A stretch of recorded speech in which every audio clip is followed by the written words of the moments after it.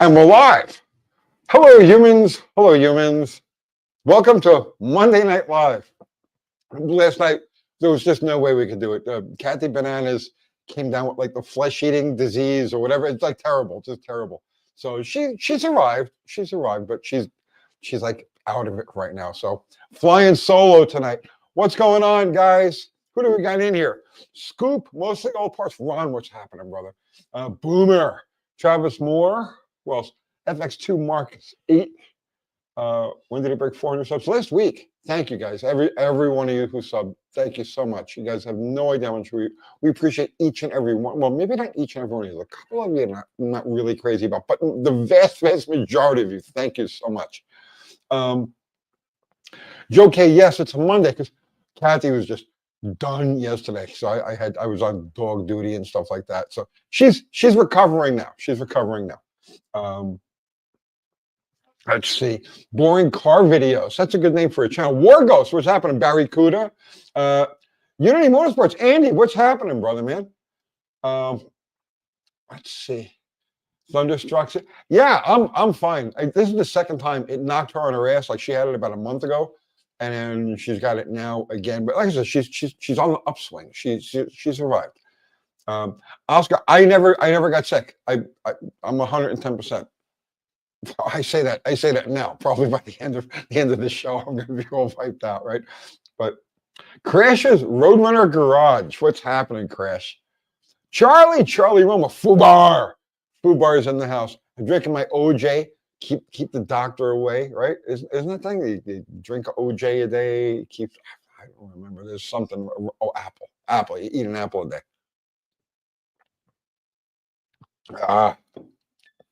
OJ. Let's see. Yes, Boomer, she's feeling good. Greetings. Fubar the Axe. He's one of our awesome moderators. He's been around since we started this channel.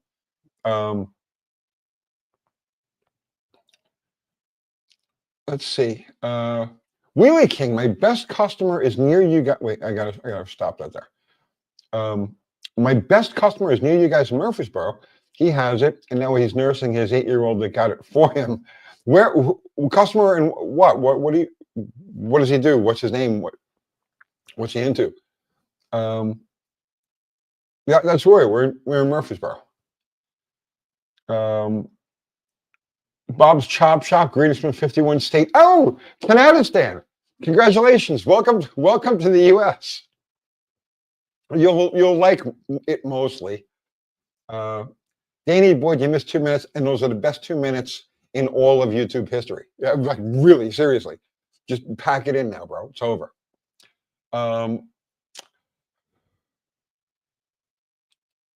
You're gonna miss my panic attacks when Bananas leaves the room. It's only because the panic attack happens because she has the comments, right? So when she leaves, I have nothing to like go back to, and I'm autistic, right? People don't understand this, right? I'm freaking autistic. So if I don't have a guideline of some sort to go by, I freak out. So that's why if she's not here, if she's reading the questions and she's got access to you guys and I don't have it, it's like, I freak out. I'm perfectly fine to do this by myself. Mike Brunello, 20 the Mopar guru. I am not really a Mopar guru. There are other Mopar gurus out there. Wheeling King Gun Widgets. Oh, okay, that's right. You own a CNC machine shop. I did. I just have there's so much information rattling between my ears. So a new thing comes in, an old thing goes out. Now I remember. Let's see.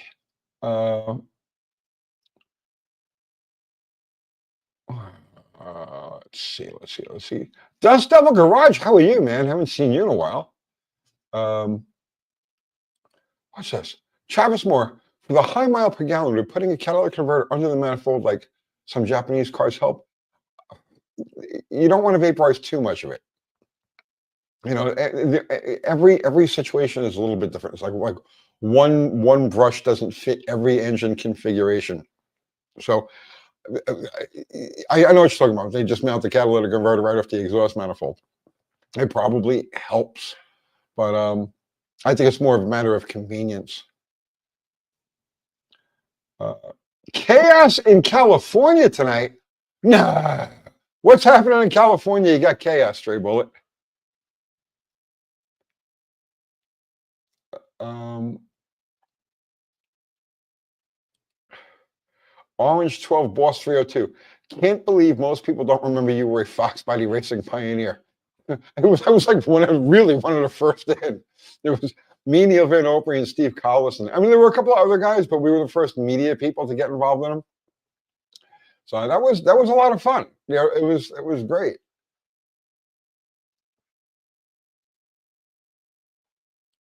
Uh, Danny Boyd is saying Ford used light off cats close to the manifold. Yeah, I mean, I can picture a lot of different engines that have the exhaust, the primary cat right directly bolted to the exhaust manifold. Um, oh, okay, John Bishop, what's your take on some of these 6.2 GM motors going down? I've seen that, bro. It's like a recall, like 87,000 of them or something like that. I seen one going out with only 400 miles. I don't know. That's crazy though, right? All of the manufacturers are having these insane high volume recalls lately. I don't know what's up with that. I don't know what's up with that yet.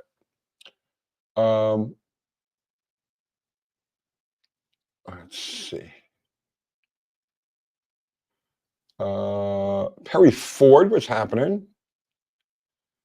Let's see. Uh,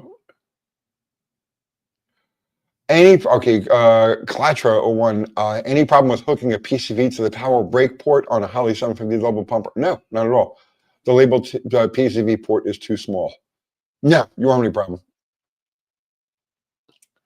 Um, as long as it's straight manifold vacuum, right? That's all you need to know. As long as it's just straight manifold vacuum, you won't have any problem with it. Let's see. Making everything in Mexico. That's interesting, right? You see what happened now? Both Mexico and Canadistan both were like, okay, forget the tariffs. We'll cover the border. They're all sending thousands of troops to the border. That's great. I mean, this is a lot of fun watching, man. Uh,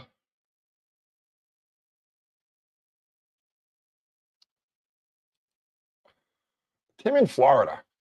How did Don Grolitz get his swamp rat in 1957 to run 98% nitromethane instead of 25%?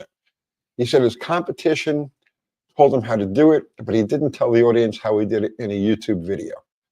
Okay, the only thing okay, so you go back to 1957. So 56, 57, he was running that setup with the 6 Stromberg carburetors um, on top of the engine there. So what Garlitz did with that setup, with the Strombergs, now remember they had a hand fuel pump, a pressurized fuel pump. So they pressurized it with air, and then it was actuated with the throttle and would send fuel up to the carburetors. So what Garlitz did, now if you I don't have a picture that I could put up of this, but if you find pictures of that car, you'll see that it's got a tin shield that goes over the top of the carburetors like this, okay? And the reason for that was that he took the jets out, ran all of the Stromberg carburetors with no jets. So when you open the throttle, it would actually overflood the carburetors with nitromethane. It got enough volume in there to run the high percentage. It would overflow the carburetors with nitro, just the same way as if you had a carburetor and the float was stuck and it would just be pouring fuel over.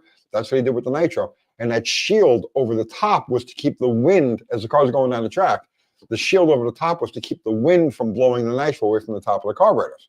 So that's how he was running high volume back in those days. Contra, you're quite welcome. Thank you. Thank you for the super chat. Let's see.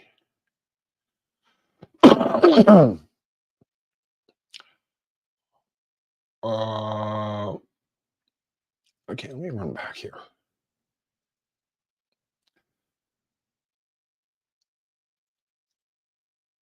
John Deere was going to move to Mexico. Yeah, a lot of people were going to move to Mexico, but again, we're not going to have they've Canada and Mexico have decided to play good, play nice. So they're guarding the border now, and they're great stuff, man. Absolutely great stuff. KJ Kylie, what's happened? Just came over from Dr. Art. More. No, I know the Dr. Art goes from 7 to 8, so that's why I didn't want to step on his live. So we started at 8 o'clock.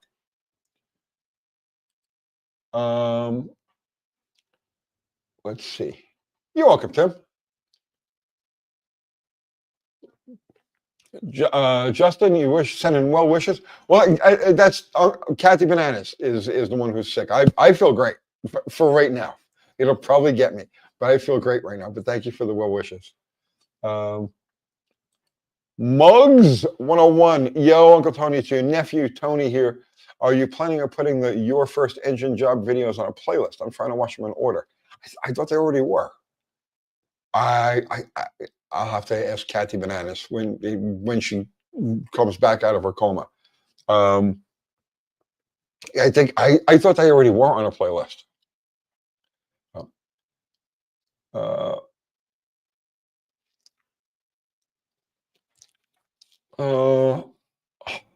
Hunter Collier, did you ever have a car you regret selling?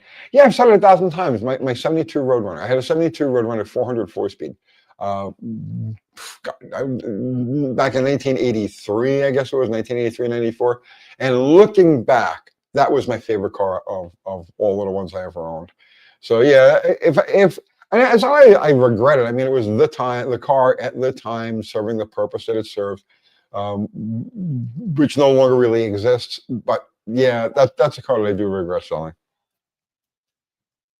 Also, I had a 71 Hemi Super Beat for a while. It was a cool car. And I regret getting rid of that one too.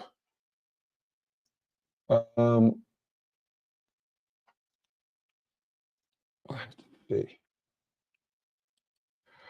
War Ghost. Hey, Tony, what's the orange man's chances of making the necessary currency changes without getting JFK'd? I believe, my opinion is that this has already been done. It's already been done, and this is just playing out now. I don't know if he doesn't have to worry about getting JFK'd. The corporation is bankrupt. The corporation has been bankrupt since 2008, 2009. And right now, what you've got is a liquidation process. The liquidation process. The central bank is done, in my opinion. It's just in my opinion. The central bank is done. The Federal Reserve note is done. The corporation is done. And at some point during through the rest of this term, we're going back to the original constitutional republic that we started out as, that most people believe that we've been working under for the last many decades. I think that it's going to be a much different country at the end of this period. Buddy Carfano, would you buy your 72 Roadrunner back if you could find it? No. I have the 73 344 speed car that I have is kind of like its replacement, kind of. It's not quite, but no, I wouldn't buy it back. I'm not big on looking back. I'm always wanting to look forward. You know what I mean? It's like they were cool cars to have back then, you know. But now I'm looking forward. I'm looking forward.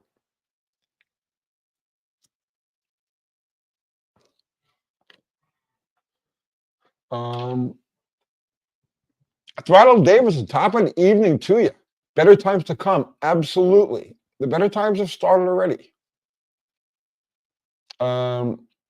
CRXS. How many cars have you owned? Way over 1,000. Way over 1,000. And probably 250 to 300 motorcycles. So to give you an idea, all right, So I met Kathy Bananas in 82. 82? Something like that, 82. And 2 or 3 years later, so around 1985, 1986, we added up the cars that just she and I had during that period of time. And it was over 250. So and that was just through like 1982 and like 1985. So yeah, I've owned way over 1,000 cars, probably 250 to maybe 300 motorcycles. When I left New York, I had 28 bikes. I got rid of all of them except for 7 Ironhead Sportsters and a 2-stroke Yamaha, an R5. Those are the only things I came down here with. So I've owned a lot of vehicles, and the ones that I didn't own, remember I was a mechanic for years. So if I did, even if I didn't own it, I still drove them. You know what I mean? So it's like I worked on them, so I have experience with like an uncountable number of vehicles over the course of my life. Uh,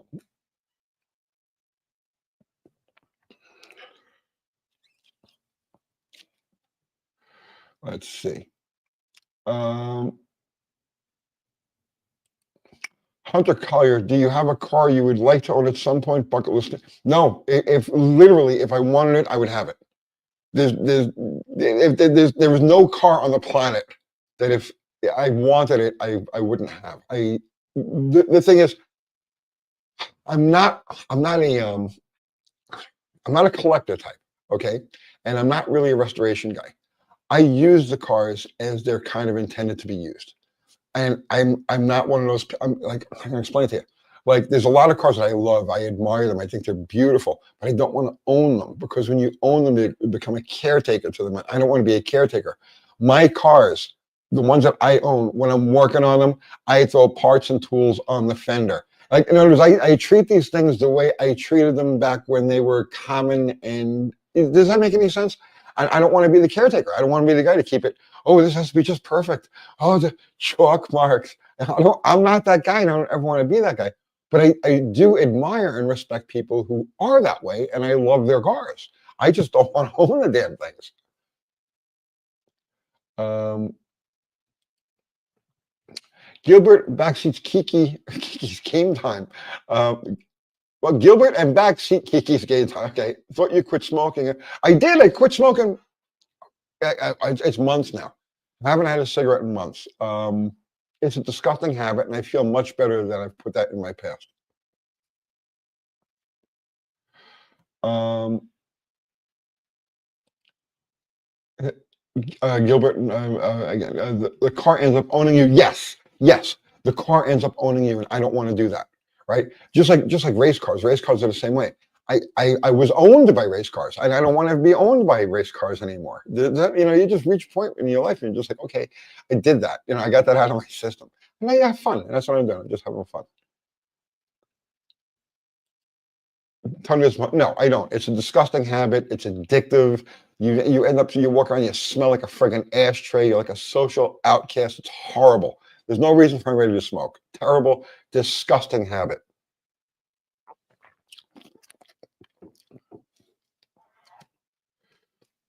Um,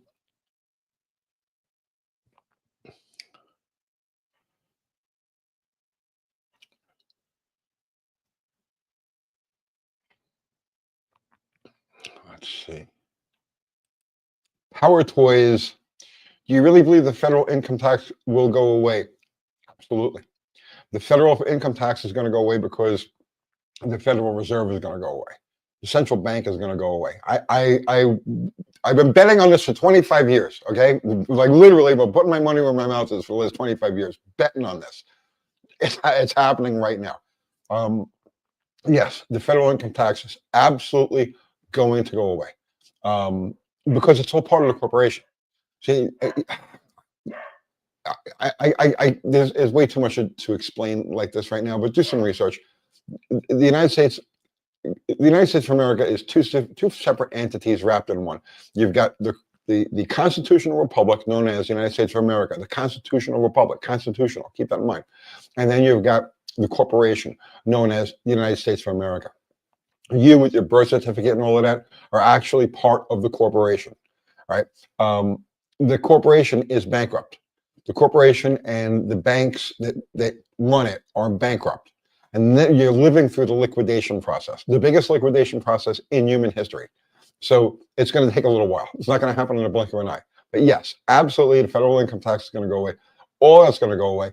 By the time all of the slicing and dicing is done, You're going to have a very, very limited federal government and much more strength, excuse me, for the states.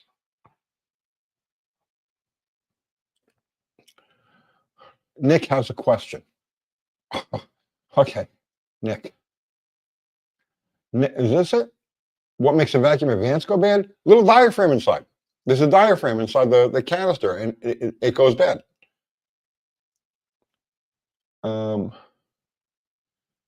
Property tax is a scam. Yes, you guys. I talked about it in a video once. You don't own your property. Everybody says, "Oh, I own my house." You do not own your house. You pay property tax on it. You're renting your house. Now, just totally. I'm going to run the Federal Reserve. There will be no Federal Reserve. And yes, you're right. It's illegal anyway. The 16th Amendment was never ratified. I know all about it.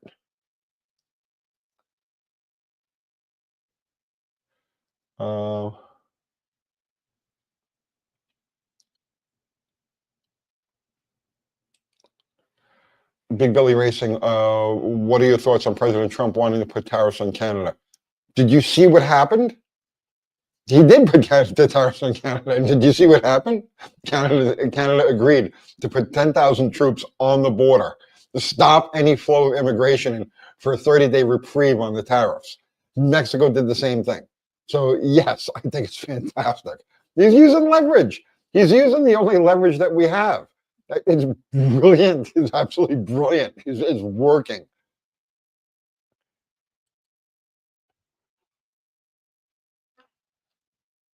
Let's see.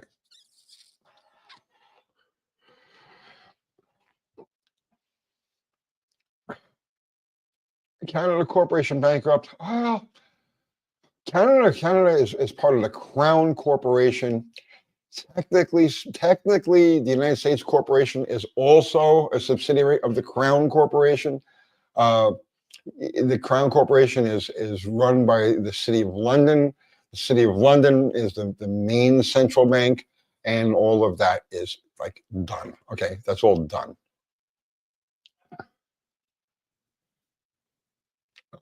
Let's see.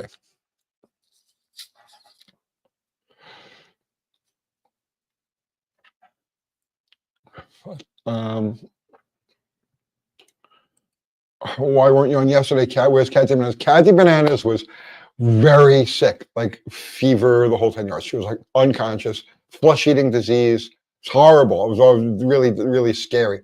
So she's right. She's out on the couch right now. So I didn't go on last night because there's too much chaos with the dogs and taking care of her and everything else. So now we're making up for that tonight. How am I doing so far?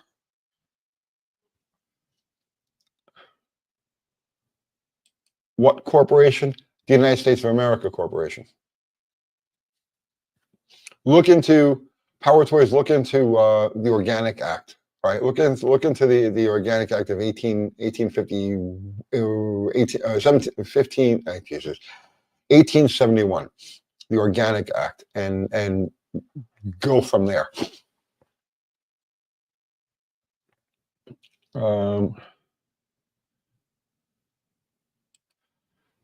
Scoop worked out good. I was on Veteran Bikers Live last night.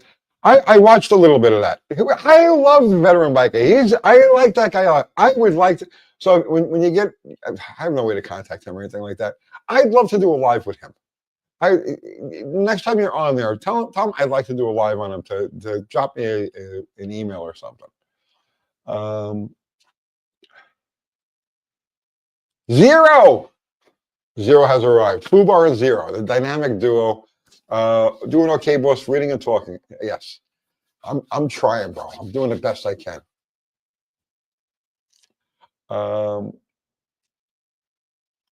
Let's see.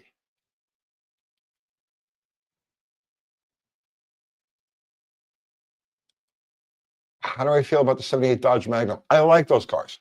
The latest, the last generation of B-bodies, the Magnums and the Cordovas and those Chargers, I actually like those cars. They're definitely not in the tradition of the classic car, muscle car B-bodies, but they have their own like thing. They have their own charm. They're actually pretty cool cars.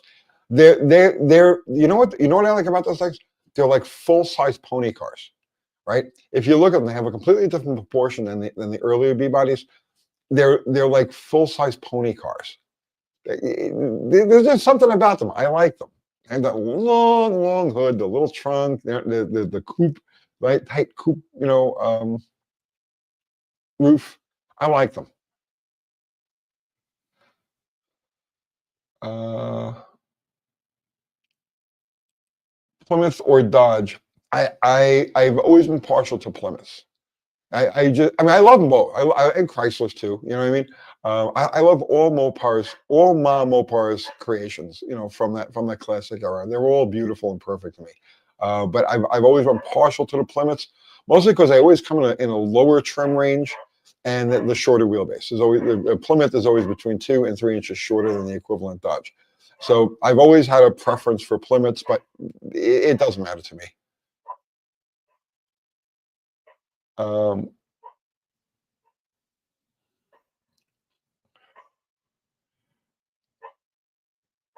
let's see. Uh, Braden Bernard, do you ever have to reference the books where you know all the specs for your stable? I'm doing this for so long, man. It's all like just stuck in my head. You know what I mean? Very few things I have to reference, especially for my fleet. My fleet, I well, yes, because now I've gotten into the XJs, and that's one of the reasons I'm enjoying the XJ thing is because I'm learning new stuff. Um, little idiosyncrasies of those, and the differences between them and what interchanges and what doesn't, and how they're constructed. So yes, I do reference things. No books. Oh, it's all online. It's the same stuff you do. I type in a search, whatever it happens to be. The fuse box wiring for 96 XJ, and I do the same thing that you do.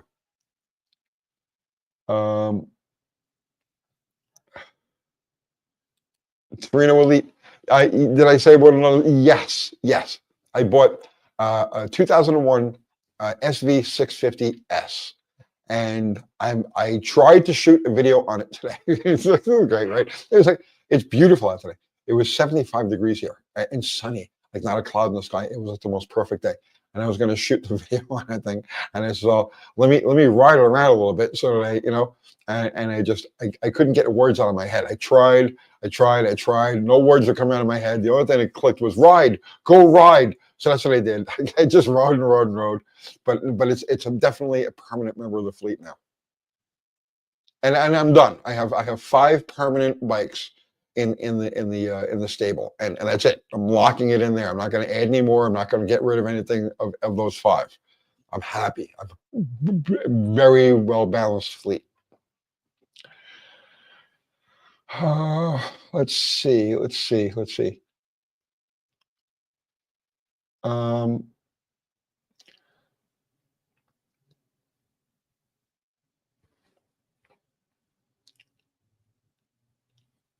Drew's Car Care. Nice rear brake hose you found. Good video. Thank you, man. I appreciate that. It's it's a very common thing. That's why and it just dawned on me. I'm like, wait a minute, hold it. This makes a good. Okay, this is why I do project cars, right? And it's not for the building of a car because I've built so many freaking cars. The reason I do projects is because during the course of doing the project, you come up with 1,000 different little things that are like, hey, this is good information to pass along. And unless you're actually working on a car and come across these things, they don't occur to you. And so that's why we do projects, just specifically so that you come across things like that brake hose and you say, aha, here's a good video. Um,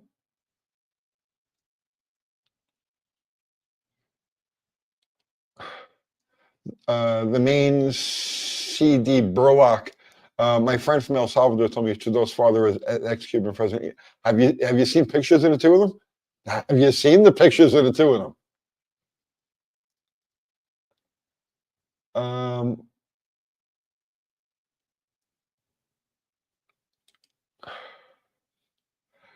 uh, Good evening. I hope you feel better. Did you see the article on Newsbreak about a guy that paid 20 grand for the Tri-Way exhaust manifold for 64 Polaris Max Switch 413?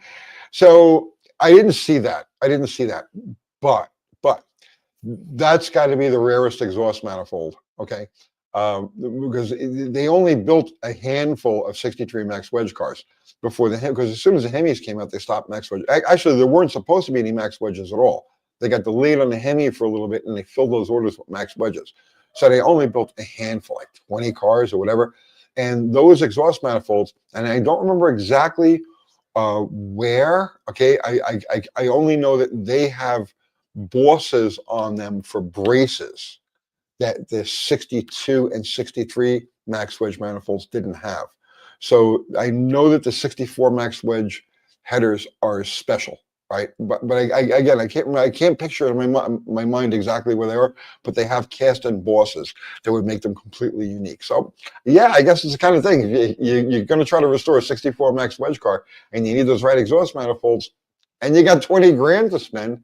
Yeah, I can see that.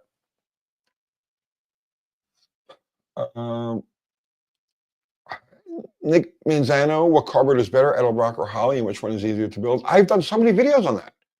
Seriously, you search Edelbrock versus Holly, because I've done countless videos comparing those two carburetors. And I say the same thing every time, okay? My conclusion every time. And it's how my own cars, right? For a street car, daily driver, mild performance street car, you cannot beat an Edelbrock.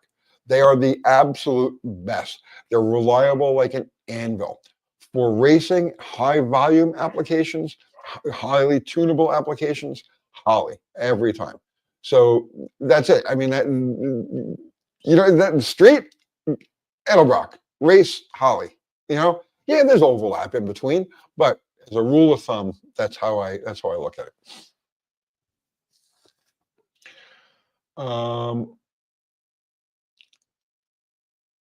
Let's see.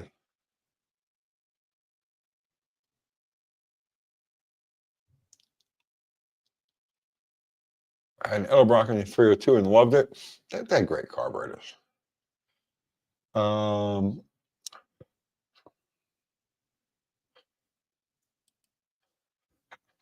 Firefly, I refer to Holly as hobby because he never stopped messing with it. That's the truth. The Holly is a very fine instrument. Okay, very, very finely crafted instrument. But they have so many failure points and O-rings and stuff like that that the Edelbrock doesn't have. But yeah, generally speaking, yeah, you're always screwing with them. There's always something.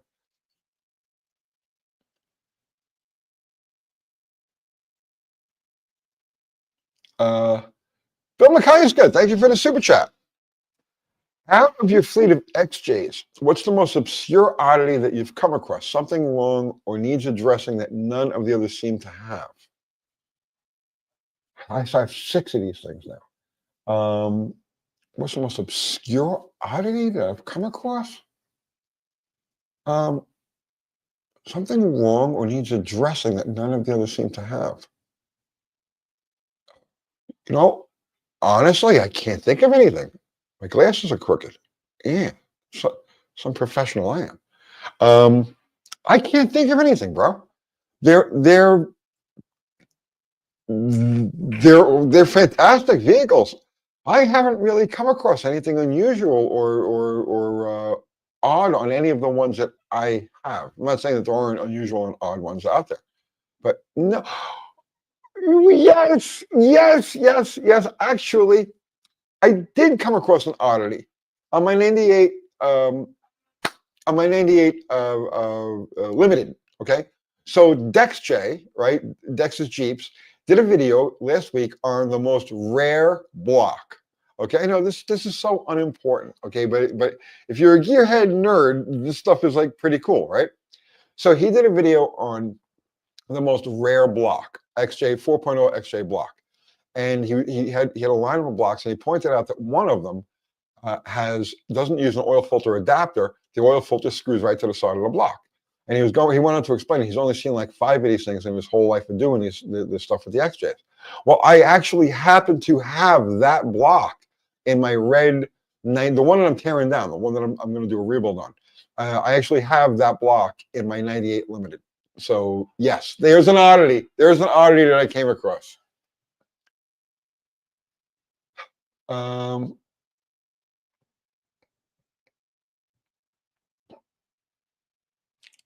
Scoop, you saw he has a field full of Jeeps. Yes, and I have one of those blocks.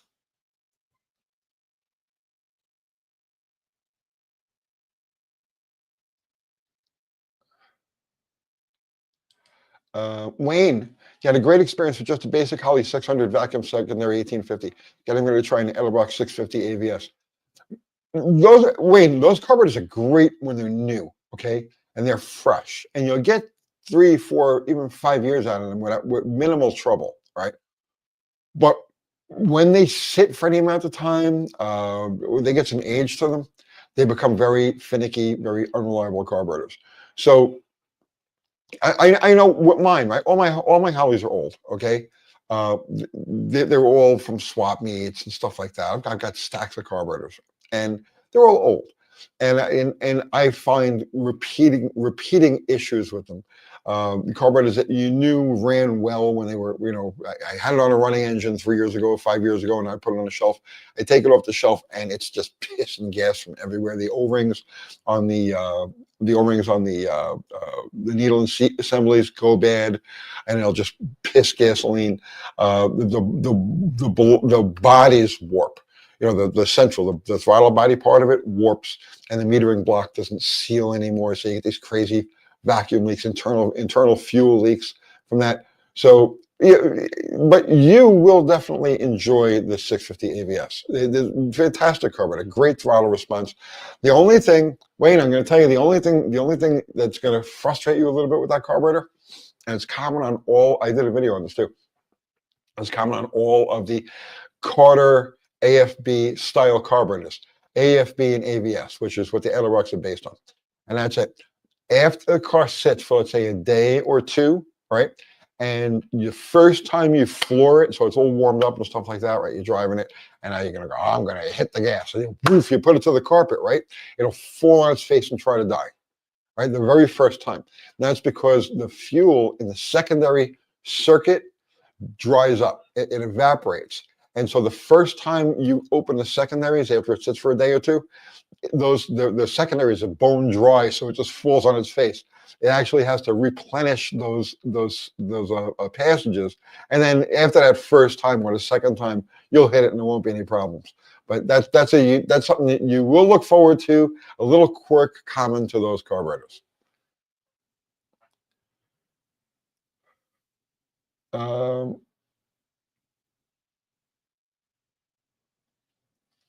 Let's see.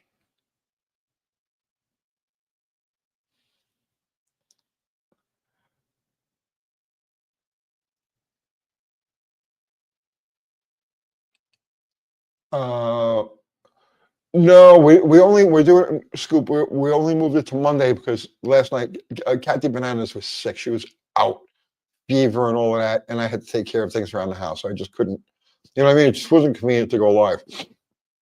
So we're out of the woods. He survived, and so we're doing this tonight. I'm doing this tonight.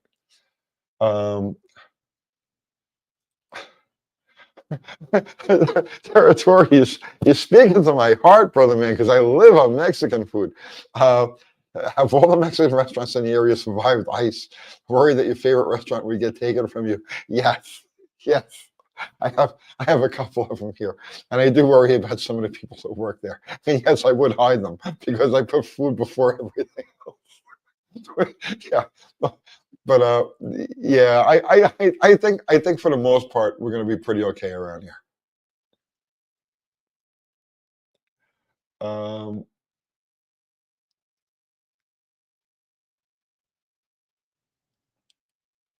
Crazy 77. I have a sinus infection in my right ear and it's making me dizzy.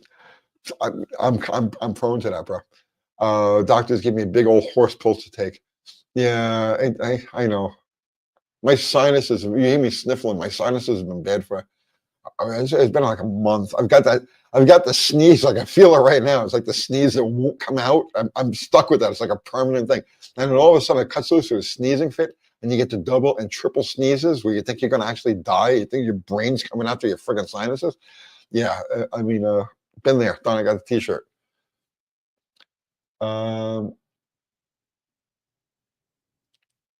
Drag Boss Garage video. I don't know what you're talking about, but I do love his channel. He's the great Drag Boss, great guy. Yeah, the Mexican Buffy. Yeah, man. Every Sunday, it's only Sunday they have it, and yeah, I hit it yesterday.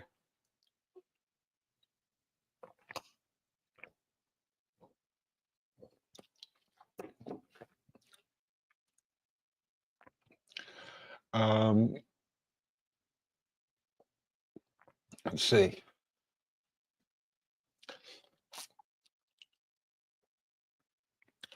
Berserk 11. Can an amateur Harley guy learn an Edelbrock? Dude, Edelbrocks is so simple that a pizza could learn how to operate, how to work on an Edelbrock. Like, they're that easy. They're that simple. Okay.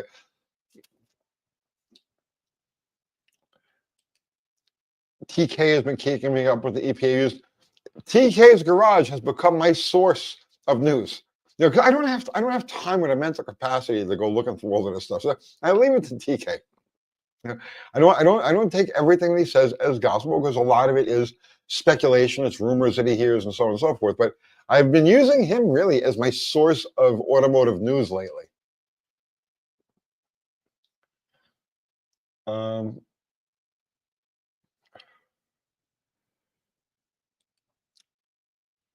Quack Attack. Tony, what is your opinion on overdrive transmissions? You don't seem to have any, while all forums online make them out to be a necessity. I do have one. I have an overdrive 4-speed in my 73 Roadrunner. Why don't I have them? Okay. If you're younger, right? Let's say you're in your 40s or so, and you've come up in the modern era of cars. You're very used to rolling along on the interstate at 1800 RPM, right? 1900 RPM. Very, because you get your overdrive and you get your lockup converter, and it's like, you're just moving on. Okay, I come from the era when 323s and non-overdrive was normal, and rolling down the highway at 3,000 and 3,500 RPM is normal to me. Like, now, somebody who isn't of my generation, of my era, thinks that's crazy. It's like, oh, it's coming unglued, right? No, they're designed to work that way. That's where the earlier engines make their most efficiency. When you take an engine that's designed to run, let's say, 60 miles an hour, 70 miles an hour at 3,000 RPM, and you slow it down to like 1,800 RPM, you're bringing the motor below its designed operating range. The camshaft profile's designed operating range. You're making it lug. And it doesn't, there's no benefit to it other than you just feel like the engine isn't working as hard. I mean, it's not that I'm against overdrives. I just don't really find a reason for it. I did put one in the 73 Roadrunner because I intended to use that car mostly as a road tripping type of car. And I had the transmission, and I said, I'm just going to throw this thing in there.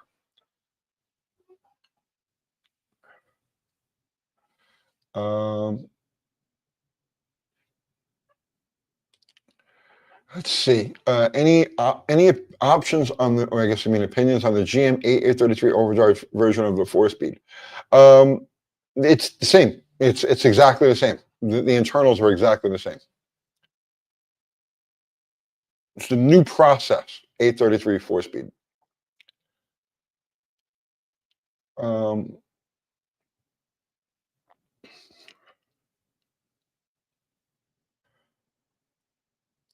Let's see.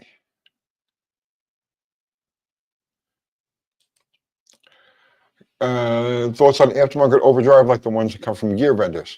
Expensive, like really expensive. And they work. I've never heard anybody speak badly of them. But for me, for my money, if I'm going to go overdrive, I'm going to throw a factory overdrive transmission in. I wouldn't use an add-on.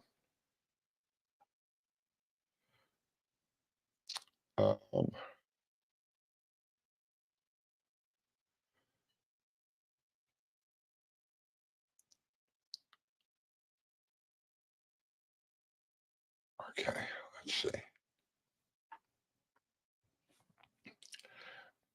Yes, you're right. I'm thinking classic cars, but you're absolutely right. Every one of the XJs is overdrive. Yes, absolutely. And oddly enough, okay, when I'm running around with Mission Improbable, I generally never put it in fifth gear. It's almost always in fourth.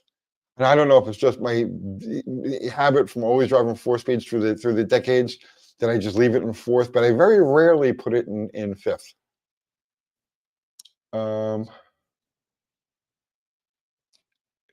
Yeah, 700R4, great transmission.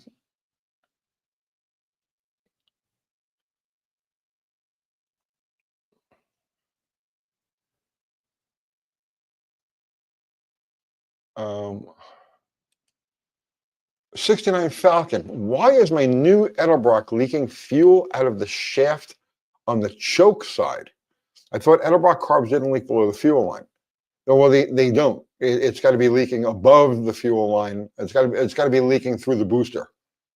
So it's got a misadjusted float.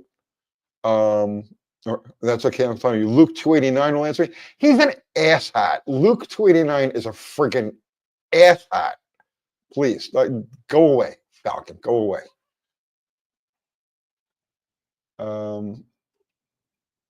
He was trolling me, man. He was trolling me hard about 2 or 3 years ago.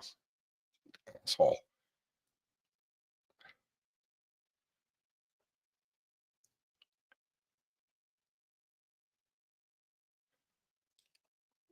Scooby, never seen an Edelbrock leak before.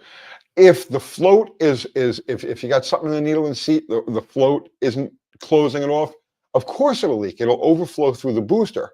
And as it's overflowing through the booster, it lands on the closed throttle blades, and you'll see it leak out the shaft. Out of the side of the carburetor. But it's not that the fuel is leaking from the bowl. The fuel is leaking because you've got a problem with the float. It's not, the needle and seat isn't closing off completely for whatever reason, and you're seeing it overflow the booster, drip down onto the throttle shaft, and then out through the side.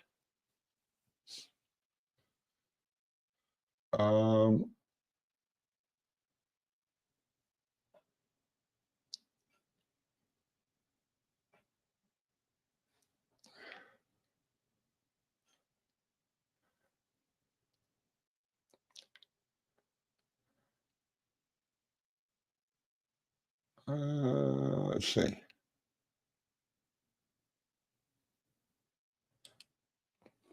So I'm saying I really like the TKX I put on the 65 Go GTO behind the 455. I'm not familiar with the transmission.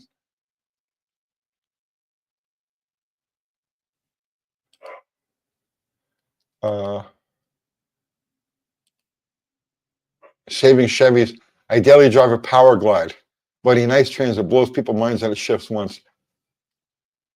One of my favorite sounds in the world of old cars is the Power Glide whine, right? The Power Glide whine.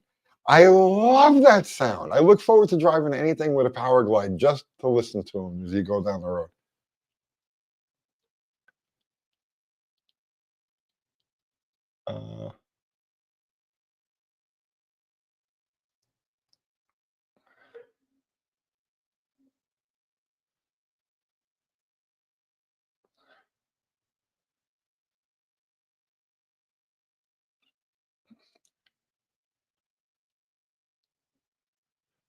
Switch pitch converters. You guys talking about that?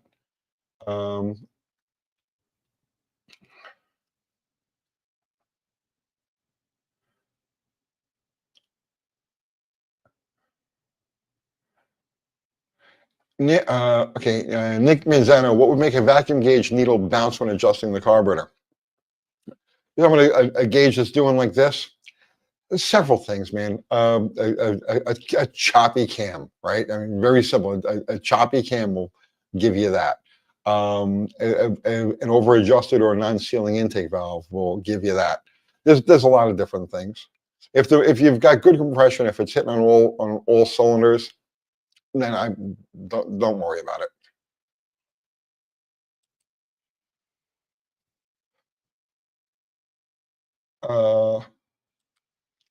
I love when my dad's torque light would downshift when he was slowing down for stop signs. That distinct whine it made. Yeah, that's another one too. That's another one too.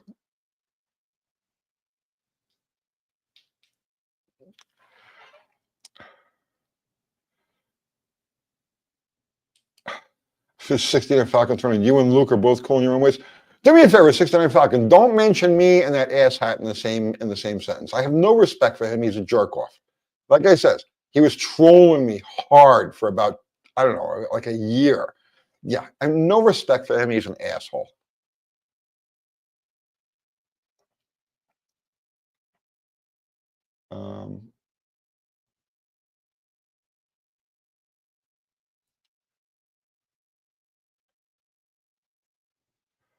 Okay. Territory, Tony, on the de-analog, no, it's de-evolution. We're going from computer to analog. Will you be adding an exhaust tube to heat the manifold, or will you be adding a coolant line to warm up the manifold? I don't believe I'm going to have to, because the way that manifold is, it's right under the header, okay? And it has a header. It's like a tri-way header on that thing from the factory. It's right above the header, so you've got the heat coming from that, and it's close to the cylinder head. Right, it's not like a slant six where the carburetor is like way out there. I think there'll be enough radiant heat from both the exhaust and the cylinder head to keep the manifold happy. If not, then yeah, I'm gonna have to figure something out. But for right now, I think, based on everything I could see on the ones that are currently running, how hot those intake manifolds get, I won't have any problem with it.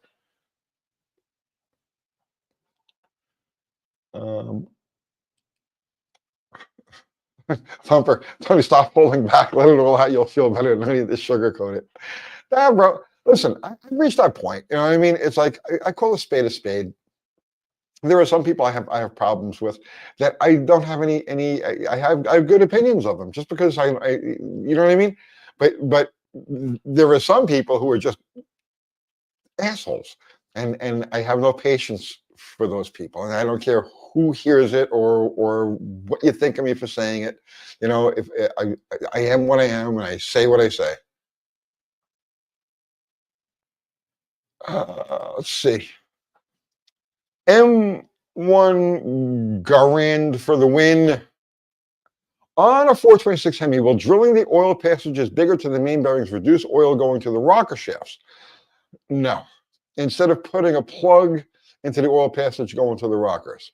No, no. So the oil passage, the size of the oil passage is one thing, okay, but it's the bleed out through the bearing, right? That really controls oil flow. So as long as the hole is adequately sized, you get enough oil in there to keep the bearing saturated. Making it bigger and bigger isn't going to make any difference because only so much oil can get out. The reason that the reason that you plug the oil, or you restrict the oil to the rockers on those engines is really mostly to protect number 6, the rod bearing. Okay, number 6 is fed through the same passage that sends oil to the rockers. That's why when you have an oil failure or an oil issue, cavitation, oil slosh, momentary loss of oil pressure. That's the reason that number 6 on a big block Mopar is always the one that goes bad. Right? Always the first one to go bad.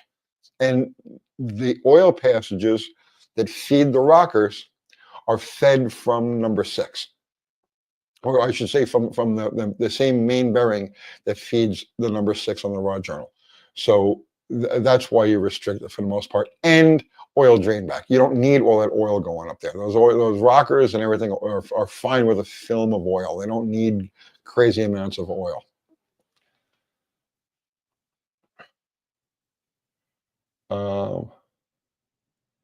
Olive is in the house. How are you, Olive?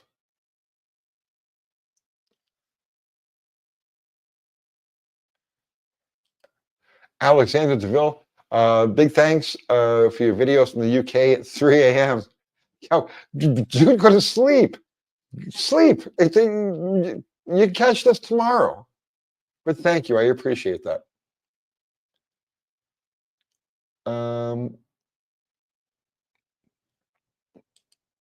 Power toys. Will we see a turbo emission problem when its NA potential is reached? I don't know. That's getting way. We have so much further to go with that before we reach any type of NA potential. I mean, probably not. I don't think I'll live long enough to reach to see all the potential that 4 liters got NA.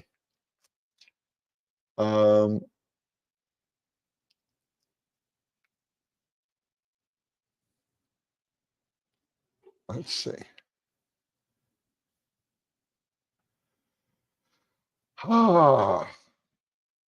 Joe K. Caltrax versus slapper bars, not on a Mopar. The Caltrack does give you more control. I see people put them on Mopars. A slapper bar, obviously, it isn't going to work on a Mopar. I see people put Caltrax on Mopars. And for a much higher horsepower application than anything that I deal with, because I deal with slow cars. We build slow cars. And I've said it a bunch of times. The self-imposed restriction is no faster than would need a roll cage. Okay, roll bar is fine, but we don't build anything fast enough to need a roll cage. So in that context, Caltrax are a waste. They're no benefit whatsoever. But now you go faster than that, all right? And you're trying to hook 700, 800, 900 horsepower on a leaf spring, okay? Then yes, the Caltrack is an excellent choice. Much superior than the old school tricks, clamping, the front segments of the leaf spring and pinions, levers and stuff like that. Now, as far as on a Jam or a Ford with a symmetrical leaf spring, the Caltrack is definitely a more efficient and more tunable option than the slapper bar. Flip side of that is that the slapper bar is really cheap. You know what I mean? And they will get the job done to a point. But once you're dealing with a leaf spring car, once you get down into the single digit, like quarter mile ETs, then yeah, something like a Caltrack is almost considered to be a necessity.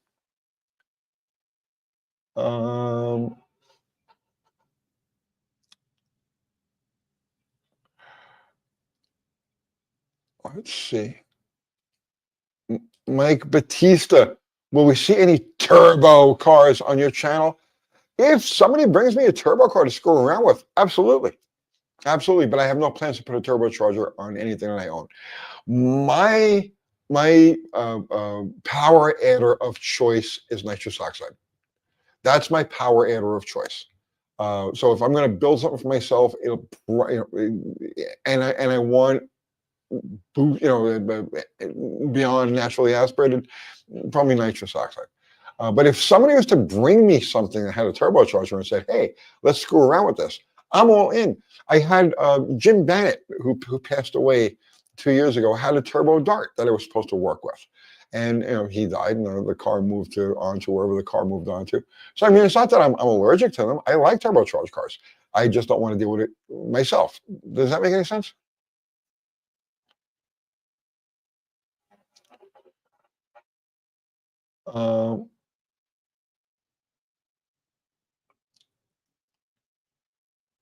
Turbo Ducky's big block. If Ducky wants a turbo on it, we'll put a turbo on it.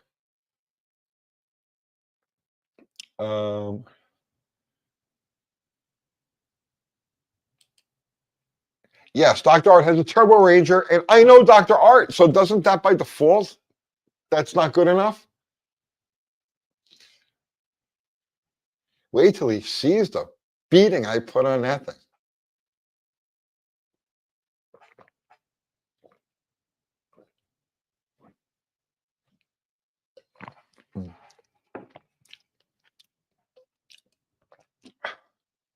Don't be a pussy, build a nitro Hemi for slag hammer.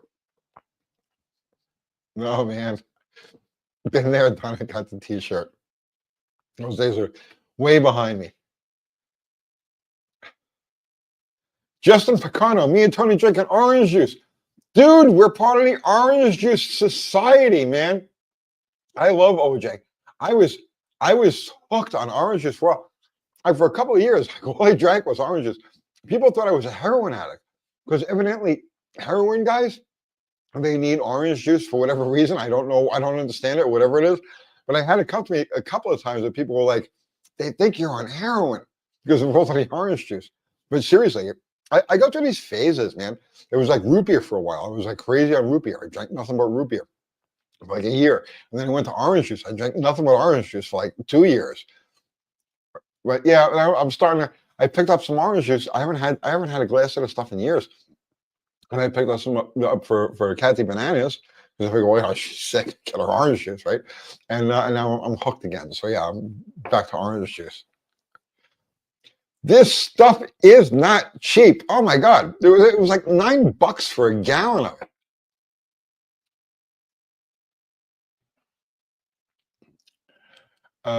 How is the Power Toys? How is the propane car doing? Excellent. I got to put the rear end together. That's all in there. I got the brakes on the back now. I got the axles in. Um, I got to. What I have left to do with that car is I got to route the fuel line, and that's tricky. That's tricky because it's propane, and I'm scared shitless of it. So I need to do that. Okay. I picked up a shifter. Went to the swap meet yesterday up in Nashville. I picked up a shifter for it. So I got to do that. There's just like a lot of little odds and ends. I just need to like, a little bit of wiring left to do. It's just a bunch of crossing T's and dotting I's, and most of it will get done this week. Um,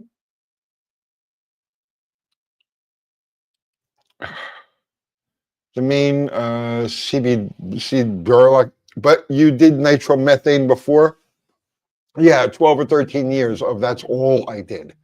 It was like that was all I did. There was no room for anything else, which is one of the reasons why I never want to go back to it. Um, yes, I did. I did much, much, much, much, much nitromethane on many, many cars.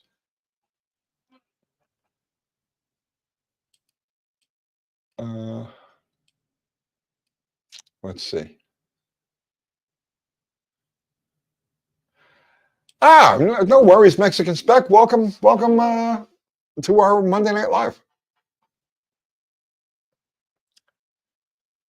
Uh,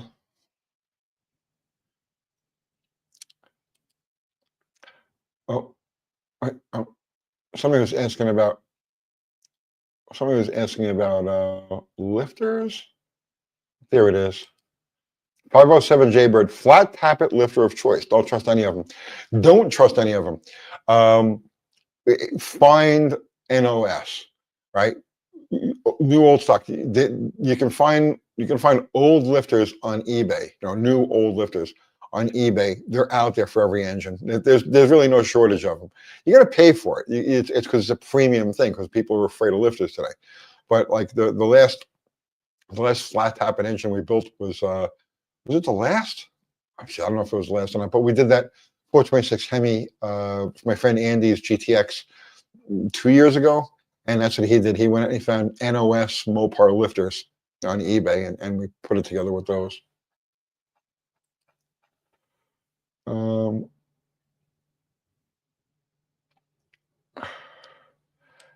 Eric Swenson, good night. And yes, I'll pass your wishes on to Kathy. And Fubar just put up the link to my merch. Thank you, Fubar. So you got our shirts and hats and mugs. Yeah, we have our mugs, right? Um, all of that wonderfulness can be found at the link that Fubar was kind enough to put up there for me. Thank you, Fubar. Okay, what do we got? It's a big ass, scary looking shark. Um,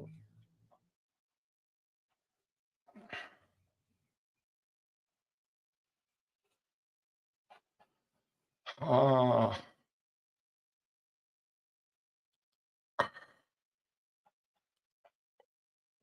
Oh, sorry. Right. How do you calculate gas nitromethane 70/30, 80/20 so it will not burn pistons? You will not. No, gasoline and nitromethane do not mix. Two completely different fuels. Alcohol and nitromethane work. Gasoline and nitromethane does not work. And anybody that tells you, "Oh, I poured some nitro in my car and it went crazy." Now I have seen videos where guys will run these things on run stands and stuff like that on nitro. Totally different thing than when you load it down. Totally different thing when you load it down. Nitromethane does not work unless it's loaded. And when you load it, any gasoline that's in there is just detonation. That's just pure detonation.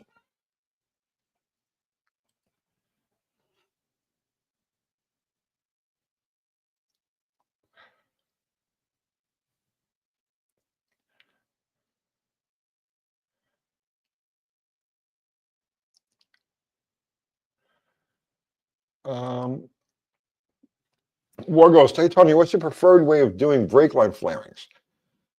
I have an old brake line flaring tool. Um, it's ancient. It's ancient. I've been trying to do it with two different types of tools and don't trust my flares. You should do a video on it. That's not a bad idea. That actually, that's really not a bad idea. I did think I was going to do a video on compression fittings on brake lines. Um, and I don't want to get too much into that right now, but I know like Scotty Kilmer caught a lot of flack because he used compression fitting on a brake line. Um, I'm not going to get into that right now, but that's not a bad idea for a story, for a video.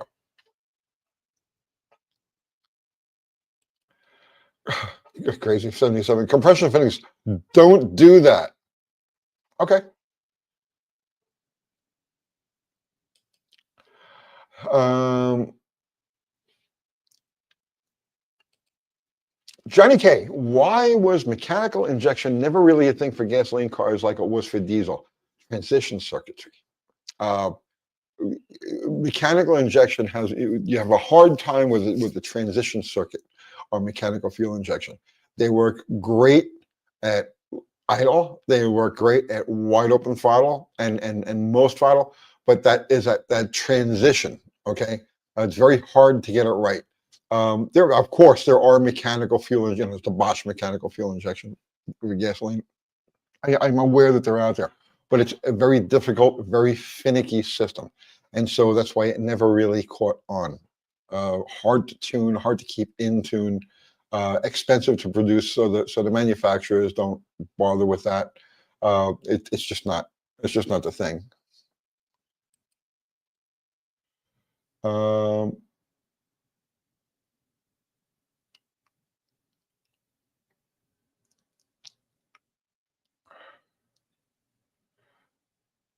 uh, what, oh, Ted Richardson drummer. I bought a running 68 Caprice. It's been sitting for 20 years. Where should I start to make it a safe daily? Start with the brake hoses. We did that video the other day, right? Start with the brake hoses and the wheel cylinders. Go through all of that first. Um, I mean, those cars had good systems to begin with. The late 60s General Motors braking systems, especially on the full-size cars like that, were, I mean, premium braking systems. They were good. Uh, just refresh it. Just refresh it. Replace all of the rubber hoses. Um, I'm sure the master is probably going to be the master is going to give you some trouble. It's going to start to bypass after a while. It's been sitting for that long, so throw a master in there and check the wheel cylinders. Make sure the wheel cylinders are all free. And but I mean, other than that, man, obviously tie run ends. Check your tie run ends and your center link and your pitman arm and your idle arm and all that. They're very complicated suspensions in those older cars. Give the ball joints a look over, but it doesn't take much. The parts are available in those cars. They were engineered just so beautifully. They're very easy to bring around. Um,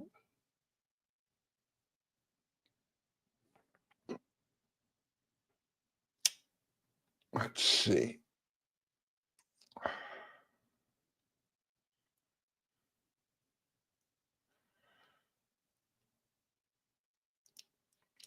Uh,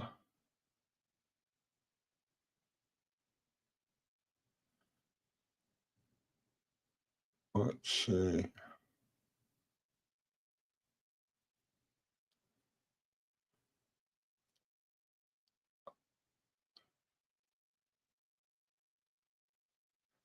I'm just rolling back through the comments over here. Just in case I miss anything neat. Joel Jimenez. I've used compression fittings on brake lines because I had to. No issues for 100,000 miles. Okay, so here's the problem. I'll talk about it now, right? Here's the problem with compression fittings on brake hoses or brake lines, on steel brake lines. I have also been using compression fittings. Here's my confession. Here's my confession. I have been using compression fittings on brake lines since the 1970s, right? On my own cars. If I'm building something for myself, I have no problem, no question using a compression fitting. It will not fail. They are rated for pressures way, way, way beyond anything that a braking system is going to produce. Here's the problem, and here's why they don't. Why it's federal mandated. You cannot use a compression fitting in any brake line. And it's because they have to be installed correctly. Okay. They have to be installed correctly. Somebody stitching together a brake system using compression fittings.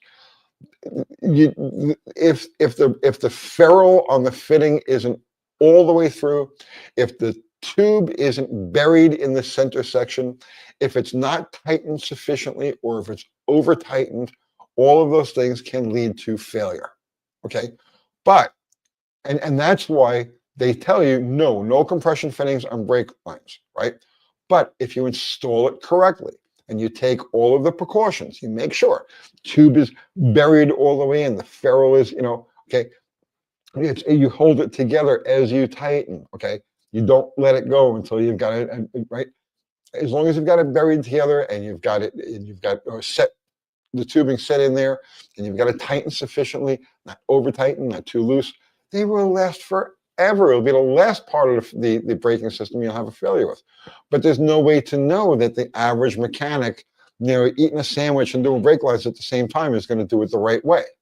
So that's why there's a prohibition. That's why it's such a taboo thing.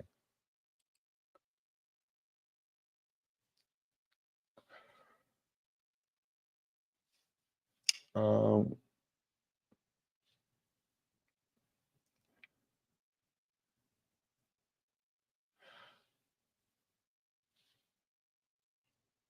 you're welcome, Joel. Um, let's see.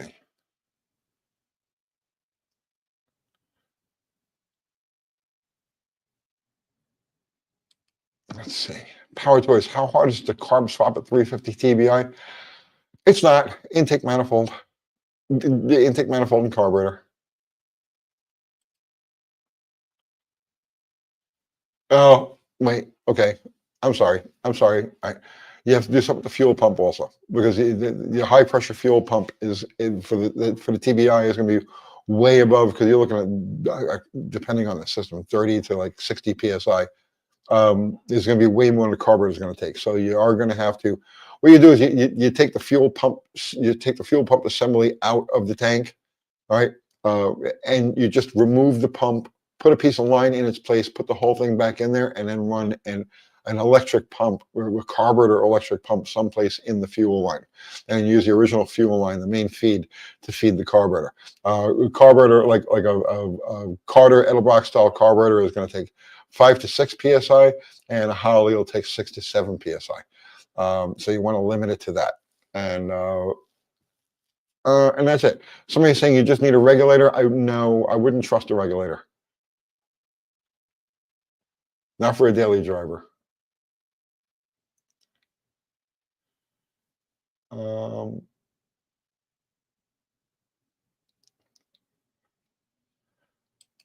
do you still talk to Steve Mix? I haven't talked to Steve in about a year. We talked briefly after he recovered, and we will get together and do a live at some point. Steve is busy; he's got his hands full and his head full and everything else. He's still on the road to recovery, but we'll get back together again.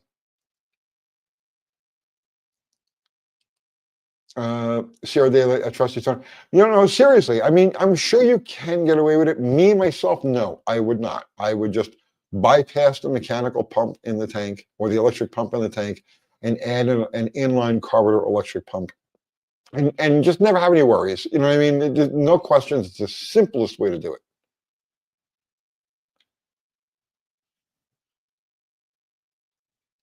I missed a super chat.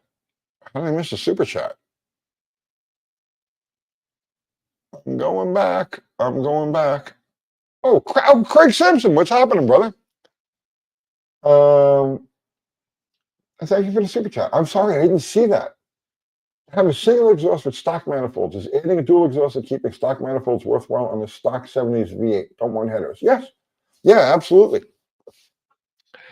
If it's a lower performance engine, you're probably better off just going with a larger diameter single. A larger diameter single. So let's say it's a typical like a 350 four barrel and a stock cam and all of that. A nice 2 3/4 inch with a low restriction muffler, a nice 2 3/4 inch 4-lane system is probably more efficient. It'll sound great, uh, simpler, cheaper. I would go with a large diameter single. Um, if that's the case. So Craig does a channel called Radiant Creators. I've done a couple of videos with him. Craig's a great guy. Go over there and check his deal out. Radiant Creators.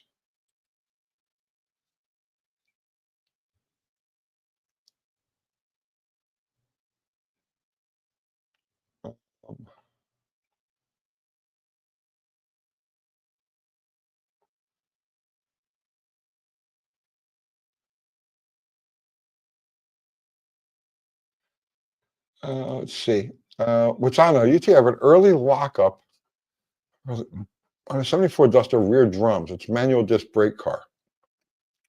Very plummeting aftermarket proportioning valve. All right, so if it's already a manual disc car, if it was born a manual disc car, it already has a proportioning valve. If it was originally a drum brake car and you converted it to disc, then yes, you need a proportioning valve in there. Now, were they 9s or 10s in the back? Because that's another thing too. But getting away from all of that, yeah, absolutely, a proportioning valve if it only has the meter and block.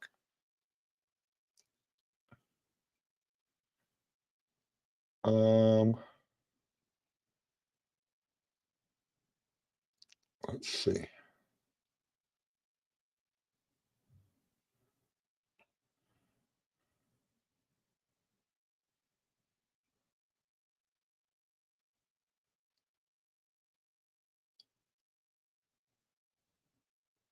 I'm just going back through the comments here.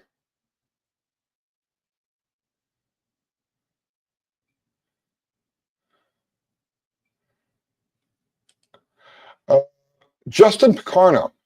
I have a 2005 Mustang that I drive only in summer. Okay. 62,000. I have a bike that's like that. I only take it out on very nice days. 62,000 miles, and I feel like I should replace the wheel bearings just due to age. No. If it's not broken, they'll fix it. No. Okay, so wheel bearings. You should grease them, right? Providing they're greasable. Well, yeah, they would be greasable. You should grease them. Replace them? No. You would replace them if you're getting noise, right? And your telltale noise that you know you're going to need wheel bearings is like a rumbling as you're going down the street. You hear like a kind of noise coming from the car. That's typically the sign of a bad wheel bearing. You can pinpoint which side it is by swerving from side to side slightly, because the side that the bearing is going bad on, when you lean away from it, you turn the wheel away from it, the car leans away from it, it takes the weight off of it and the noise will go away. So you can actually determine which side is bad just by weaving back and forth. But if you're not getting a rumbling sound, don't replace the bearings, but you might want to pull them apart and grease them. No reason to change them if they're not making noise. Let's see.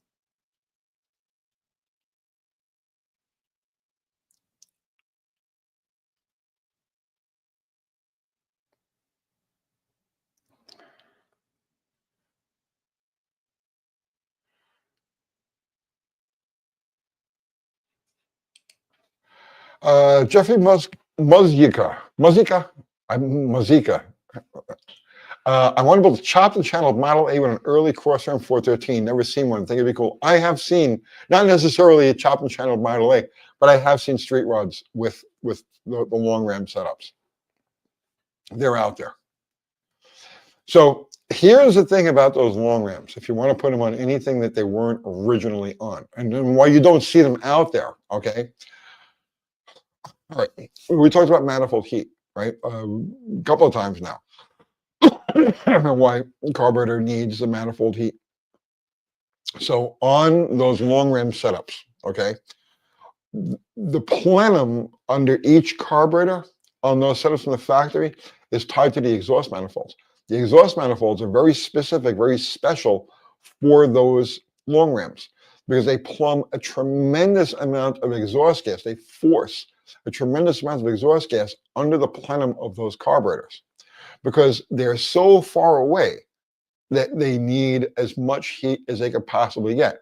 So you've got the exhaust manifold heating the plenum on one end, and you've got the heat radiating from the cylinder head on the other end, and it's enough to warm the whole assembly so that you've got good drivability. The biggest problem people make when they use those long ram setups is that they don't have proper heat to the plenums, and they never run right. They run like hell. I know because I years and years ago, I tried to straighten one out for a guy who did just that. He put a set of long rams on a C-body car and used a set of headers because they won't fit on a B-body. They will fit on a C-body. They won't fit on a B-body. But he had put, whatever it was like a 67 Fury or something like that. And he put a set of long rams on a 440 with a set of headers.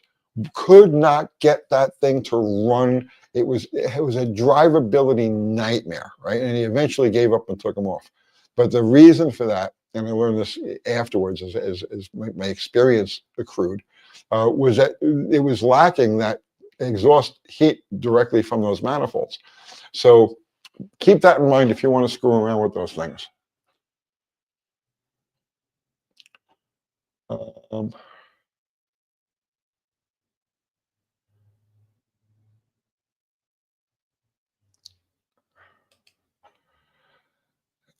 Jason Matthew, Holly red pump blows. Do you have a mechanical pump for warm 440? The only difference between a Holly blue pump and a Holly red pump, right? I've taken them both apart. They're exactly the same pump, okay? Same motor, same armature and all of that. Same vanes, right? You know, because they're vane type pumps. The only difference between the blue and the red is that the red is internally regulated to 6.5 psi, 6.5 or 7 psi, right? Where the blue is not internally regulated and you need to use an external regulator. So no, the red pump is just fine, right? You just don't need to run a regulator with it. With the blue pump, you need to run a regulator. But other than that, they are the same exact pump. So I would just make it work. Make it work. If your pump isn't working right, if the pump just sucks and you're only getting like 3 psi out of it, take it apart. Okay, take the bottom part. You get that. You take the pump, you turn it upside down. You look at that flat plate. It's got 6 screws. I think they were holding on there. Take those screws out and check out the vanes that are in that rotor in the center. And if you have a vane or two that's stuck, that'll do that. It'll send fuel up there, but it'll only send like 2 pounds or 3 pounds of fuel. You can generally free them up because what happens is when they sit for any amount of time, moisture gets in there, right? Especially with gasoline, ethanol gas. little bit of water gets in there when they sit, and it'll rust the veins into the rotor. So when you go to fire it up afterwards, it'll work, but you've got 1 or 2 veins that are stuck, and so it's only working partially. So take the pump off, flip it upside down, take the screws off of it, and then spin the thing by hand and make sure that each of the veins floats freely in the rotor, and that'll save you a bunch of money on a new pump. Come to think of it, I did a whole video on that exact thing. I forgot about that.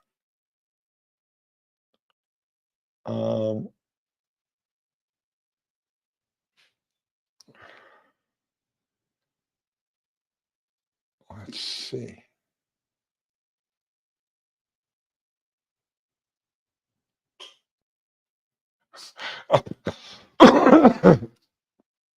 Zero brings up a good point. He's talking about the long rams, right? These intakes were designed by men who worked for a car manufacturer that had a missile division. Right. That's right. You're absolutely right, man.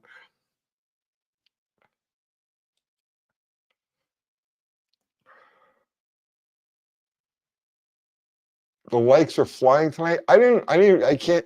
We got StreamYard on. Usually I do it off the other one, so I can't see how many likes there are. I hope we got a bunch of them.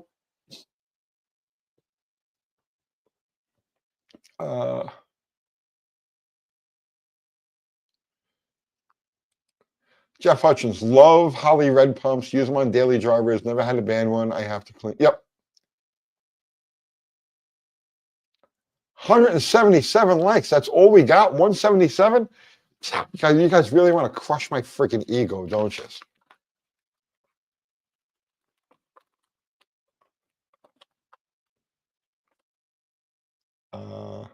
Let's see. Barracuda, what are those tubes that run into the center of the long rim plenums? They have a short length of clamped rubber hose on them. It's a balance tube. It's a balance tube between the two. And they don't run right without it.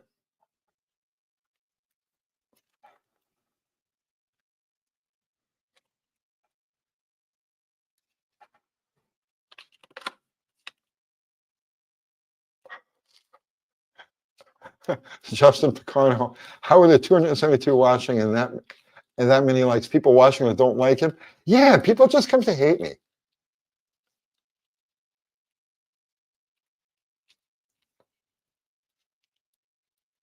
End of time, and I don't want to get back to this political stuff, but it's an important thing. End of time. I'm from Canada, and Trump is 100% right on forcing Canada to get its act together. It's the same what's going on over here. We need help. I know you do, brother. I know you do. Help is on its way. Help is on its way.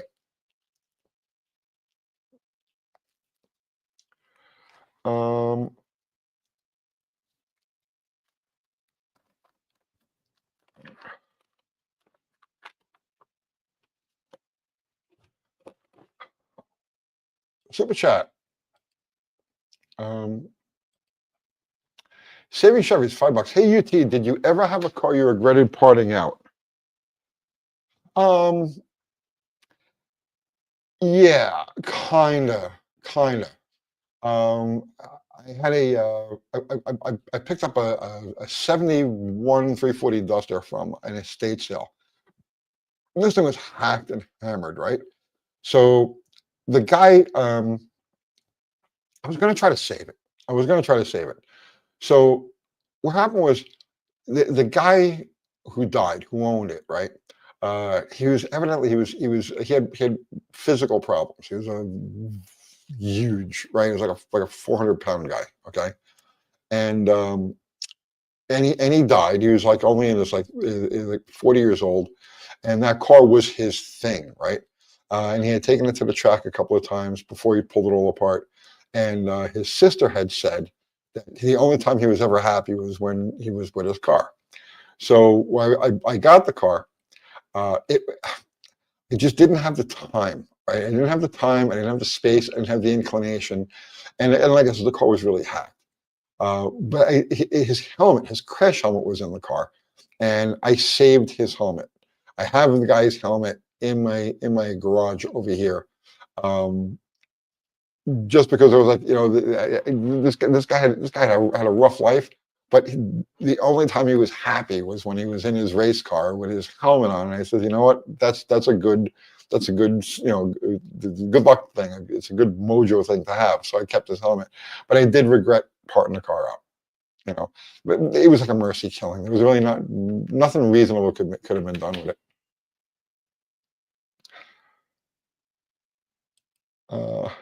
War Ghost. Hey, Tony, who and why was JFK allegedly taken out? Who and why? He wasn't allegedly taken out. He was taken out. And the same people who have been running the program here for the last many decades. It was a coup. It was a coup. Certain three-letter agencies were in on it.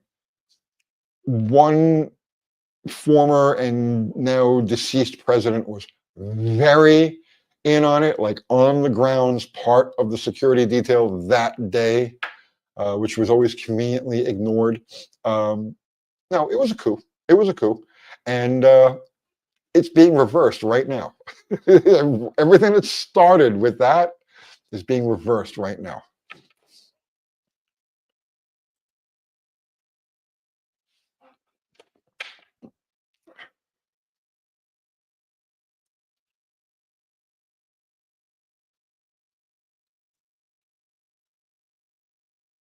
Corrupt beyond belief is exactly right, Pirate Greg.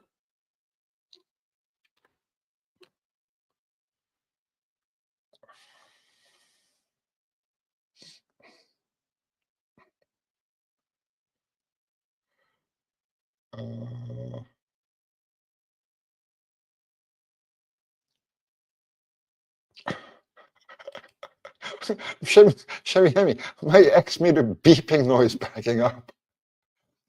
That's excellent.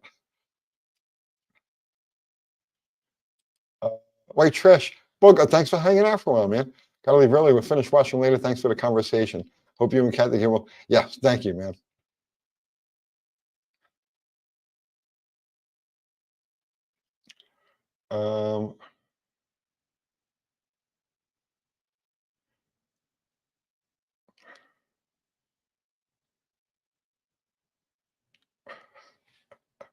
I have to address this. Corey Melvin, gearheads are inherently intelligent. Why did so many vote for this shit? Breaks my heart. Corey, my brother, the only thing I can tell you, okay, and you just have to take my word for this, all right? You just have to take my word for this. Some of us have been waiting for about 25 years for this to happen, right? There's much more to what you see. There's much more to it than meets the eye, right? I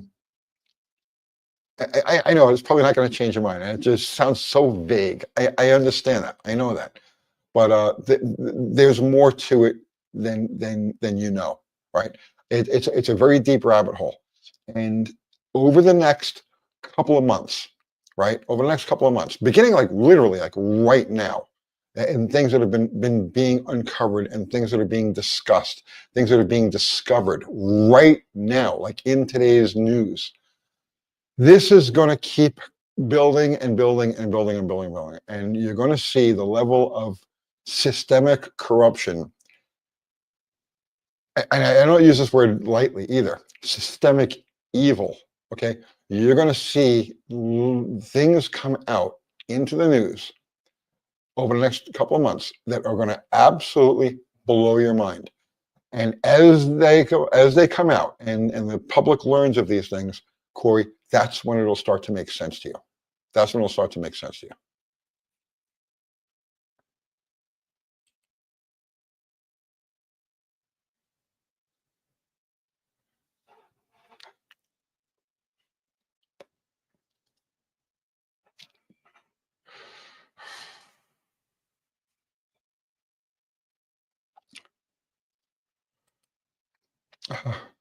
Shisky Wood Creations, why did so many vote for the previous shit? Some of us don't believe that they did.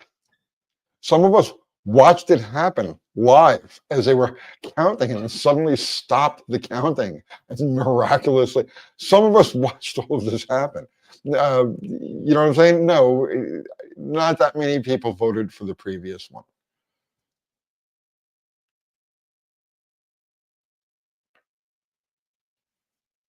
Um, Olive, if I paid attention to the TN State House this past year, I doubt you'd approve so well. Here's what I know about the state of Tennessee, right? The state of Tennessee this last year did two things that lead to what's coming, okay? What's in the process of unfolding right now, right? Everything else is noise. Two things. First, we have constitutional carry here in the state now, right? That is a big deal. We have constitutional carry in Tennessee. And then the second thing is that the state of Tennessee now recognizes gold and silver as legal currency to be used in transactions. So in other words, like if you want to go pay your bill or buy a piece of land or do whatever in gold or silver, there's no problem. There's no more tax on gold or silver sales. In other words, the state of Tennessee recognizes gold and silver as constitutional money. So everything else is nonsense. I don't care what else. I don't care what the little minor legislation or anything like that goes. I know that my state is in line with a return to the constitutional republic that we originally started out as.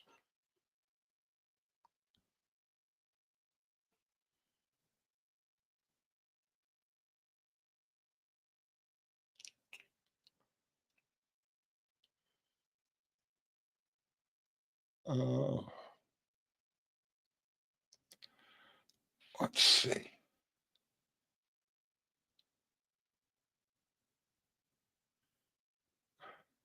Is this turning into Rush Limbaugh?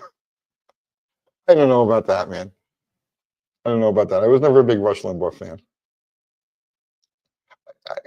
I'm socially, I'm very liberal. Socially, I'm very liberal. I'm one of those live and let live people. And I do what you got to do, right? Don't hurt anybody else. Don't hurt animals. Don't hurt kids. And keep it to yourself. And I do not care what you do, right? Uh, I'm all for that. Monetarily, I'm so conservative. It's not even funny. I'm off the end of the dial when it comes to monetary. Uh, so.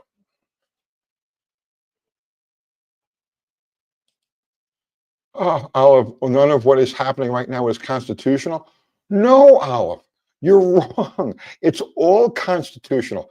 What's happening is the unconstitutional parts are being stripped away. Okay? All of the NGOs and all of the influence, all of the things that piled in and corrupted the Constitution are being stripped away. It's 100% constitutional and things that are going on right now, more so than you think.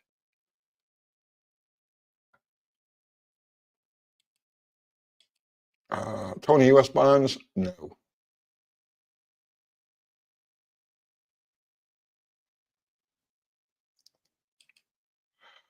I was saying, professing not to care does not mean you would approve of what they are doing in your name. Alice, I can't concern myself. I'm not a politician. I'm not in politics. I can't be concerned with the little minutiae of what's going on with this person or that group, or it's just not my place. It's not my interest. Okay. My interest is as a citizen, my right to protect myself and my right to protect my financial assets. Okay. That's what I'm concerned with. And Tennessee has shown now that they are in line with my constitutional rights. Now, I don't know about everything else that goes on. I don't pay attention to it.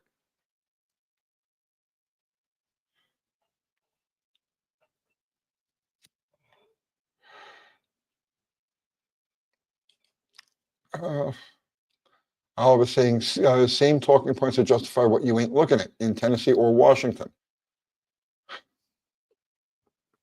Olive, I'm a believer in states' rights. Okay, the federal government should only be there to regulate commerce between the states and protection. That's it. That's it. Period. The end. Nothing. Not a single thing that comes from Washington D.C.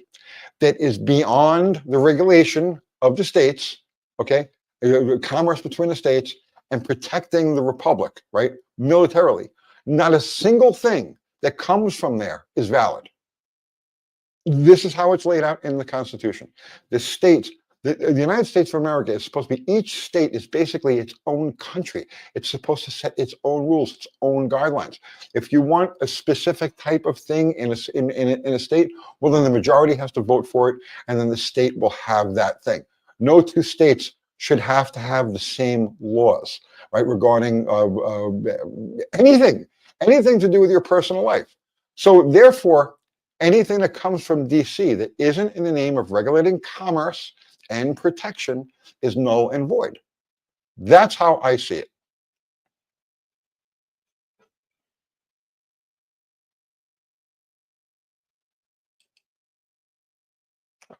Zen, we are living in a debt slave mentality. Absolutely. These new sports cars and trucks are enticing, putting people in debt. I know. I know.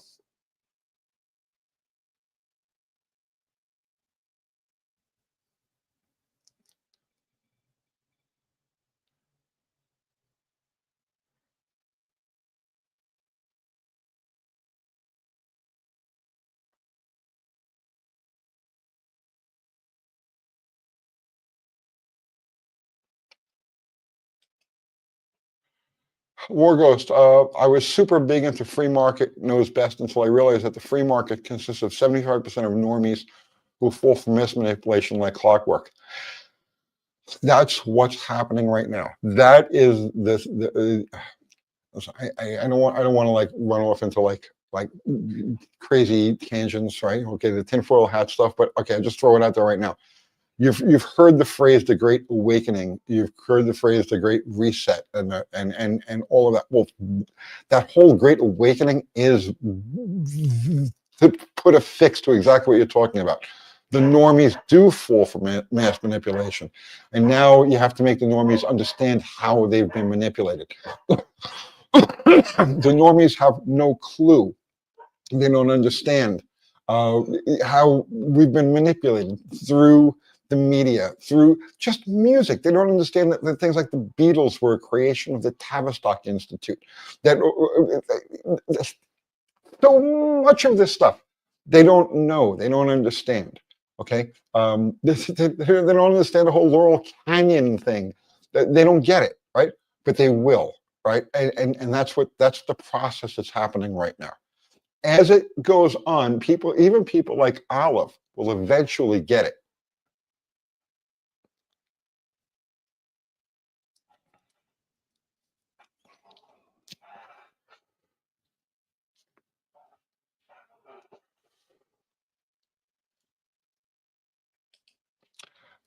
Yeah, Olive, don't confuse that with what's happening right now. Don't confuse the two. Two different things.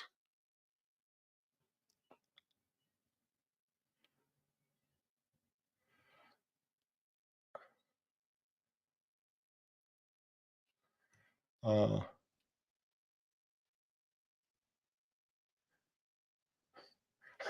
oh, Victor, Victor's special. My view of you just turned to shit. Why, Victor?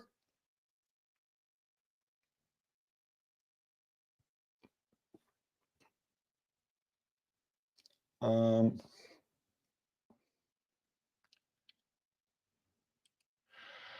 Olive, 1830s, Jonathan Edwards, it was madness, and that didn't work either. They had their round to fuck around and find out.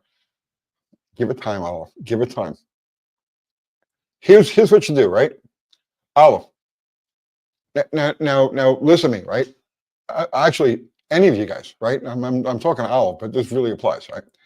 Here's what you need to do. Here's who you need to watch, right? Because there's one person that is going to pull all the threads, right?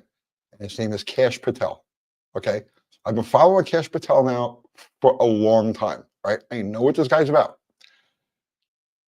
Keep an eye on Cash Patel. Keep an eye on what he's doing and where he's going, okay? Because that's where all of these dots are going to get connected, right? He's a very special person put into a very special position. You watch how this thing transpires now with him in there.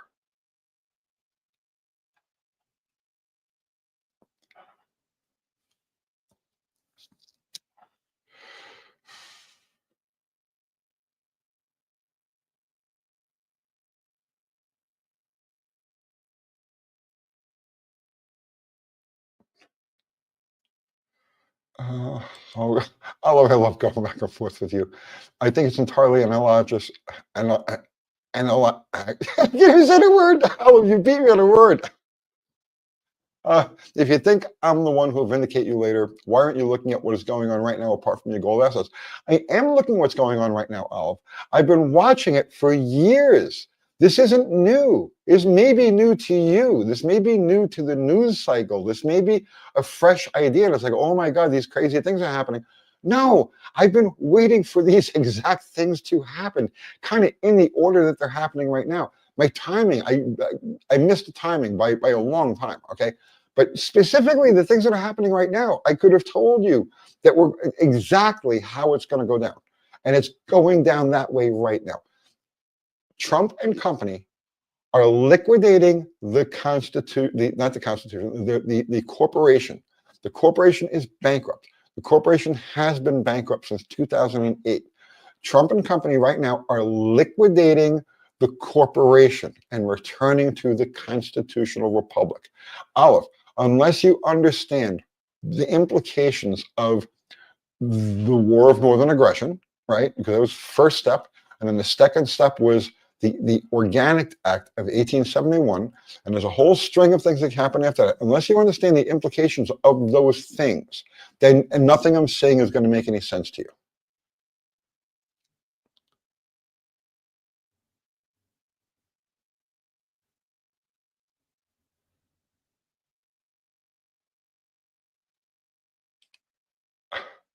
Victor Special, anyone who would support a 34 count felon rapist traitor has no integrity, just my opinion.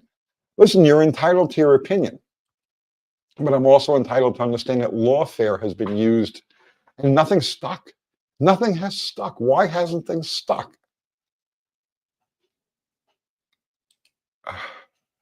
Bill McKaiska, such a generous super chat. Thank you so much. My puppies will love you for that. They eat so much treats. Thank you, man. Tony, you said that you love Omar Mopar's creations, but you don't seem to have a big affinity for wing cars. Why do you say that? What did you think of them when they were newish, and why haven't you done a video on how instrumental they were in modern day motorsports? I have. I have. I did actually. We did one. I have a Daytona here in town that we did a video on, and I literally went from one end of. I went from the its pointy beak to the shortened trunk lid, and talked about all of the things, and I even pointed out some things that aren't generally known about those cars. I've covered them. They're just not around. You know, and they were only effective for a very short period of time, right? They were definitely ahead of their time, but they were only effective in the realm that they were operated in for a very short period of time. They're interesting cars. They're beautiful cars. They're neat cars, and I have done stuff on them. But like I said, I just don't come across them. And generally speaking, I do videos when things come to my attention, right? But thank you for the super chat, man. I greatly appreciate that.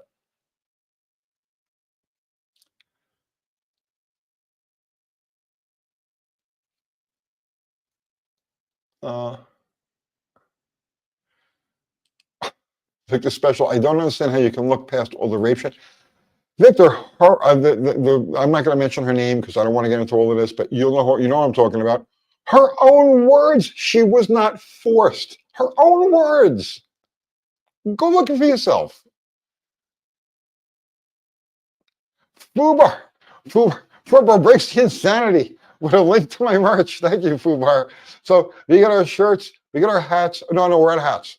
We're out of hats. So scratch that. But we got our mugs, and we got stickers, and we got all of the stuff that's in our store at UncleTony'sGarage.com. And Fubar just put the link there. So if you want any of that stuff, yeah, thank you, Fubar.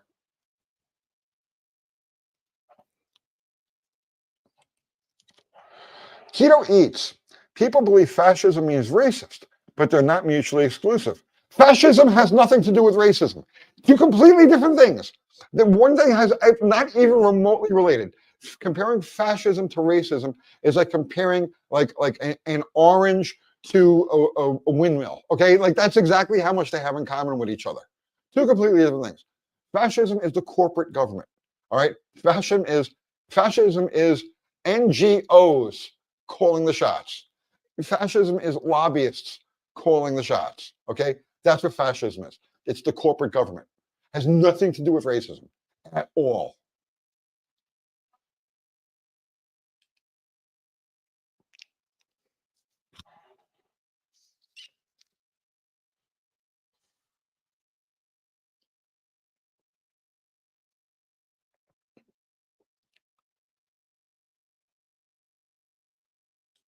Uh, 20th mode is being socialist. Fascism is a left-wing political party. No, it's neither. It's neither left nor right. It's fascism. It's neither left nor right.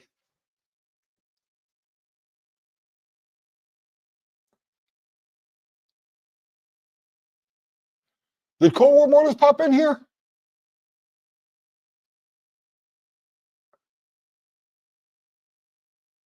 I'm just scrolling back. I just saw somebody mention Cold War motors. I got his calendar. I hung it up in the studio at the shop.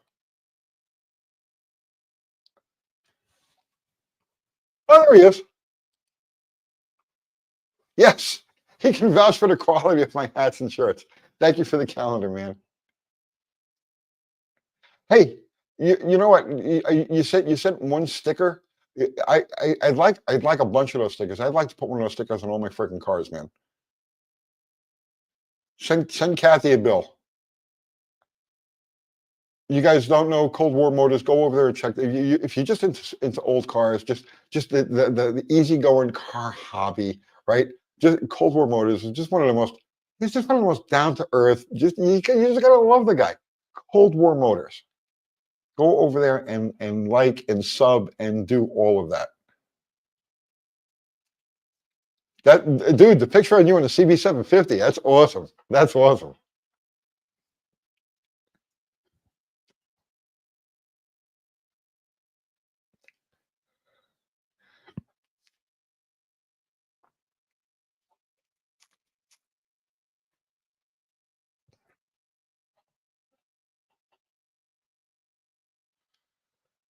Oh, let's see.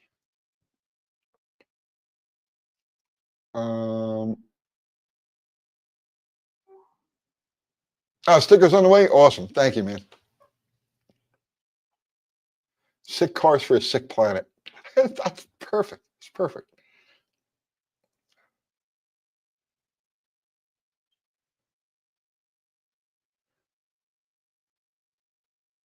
Big Dan. That's why we homeschool. Okay.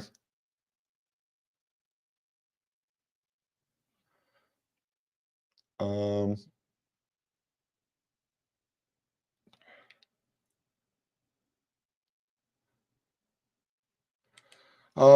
Judge Fett, do you think a 318 or 340 Hemi could have worked if they existed? Well, two things. Westlake was screwing around with an IndyCar engine based on a 318 that had dual overhead cam. It was a dual overhead cam Hemi, and I have a guy here. Oh God, I can't. His name is escaping me right now. They're over in Dixon, and they made prototype. I've seen. I've held these heads in my hand. I don't know if they actually had any running examples of it, but they made bolt-on Hemi conversions for the 318 340 motor. And the thing about the small block is the LA motor is evolved from the A motor, and the A motor is directly related to the DeSoto Hemi. You'd be surprised how many similarities there are between a DeSoto Hemi and an LA motor. So it's already kind of been done. The LA motor started off as an A motor, which started off as a direct cousin to the DeSoto Hemi. So it already been done.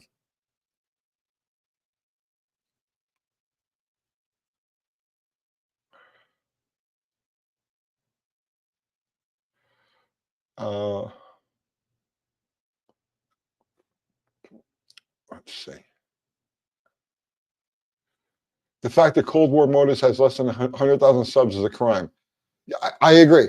I agree. Everybody here should now go over to Cold War Motors and sub. He's the best thing to watch. You want to watch. You just want to like you want to fall asleep watch. I don't mean his. I don't mean his videos put you to sleep, but he's the perfect thing to watch when you're like just at the end of the night and you're about to go to sleep and you just want to just gearhead, just nice mellow gearhead. Like perfect thing to just end your day with. Drift away. You know what I mean?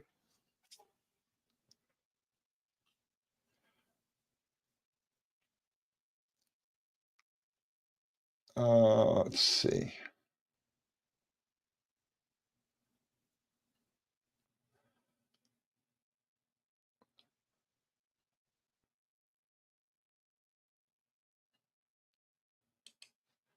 Uh, okay.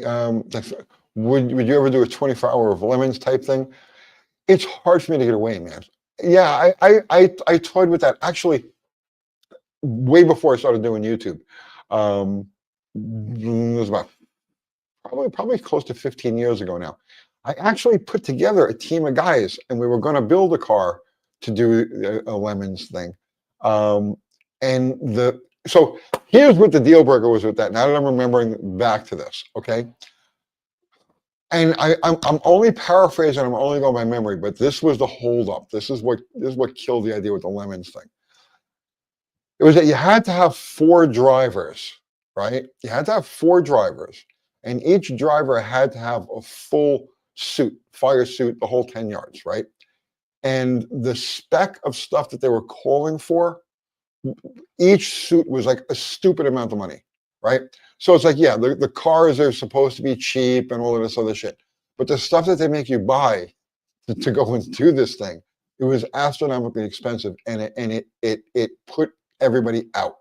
Right? We had the car. We started stripping it down. We started like planning and scheming, and we cracked open a rule book to see all of the stuff that they required. And there were things. I understand safety. I get it. Safety first. I get that, right? But it was kind of over the top. And by the time everybody was done buying all of their stuff and the whole 10 yards, it was like nobody's going to eat after that. And so that was the end of it.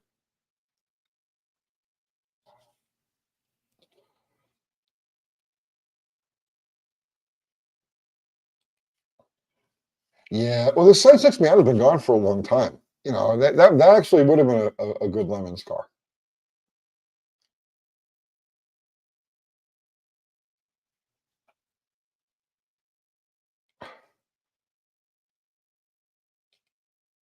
Well, Cold War mode is beating out metal on a stump is Zen. There you go. Exactly. Uh, let's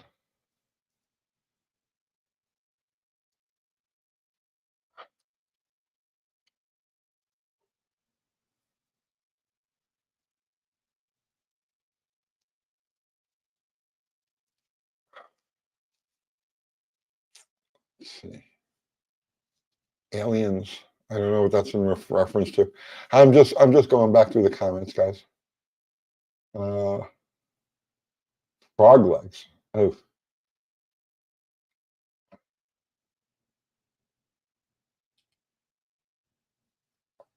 Walrus Ween.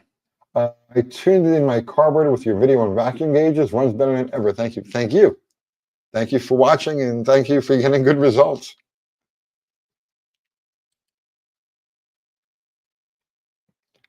Uh,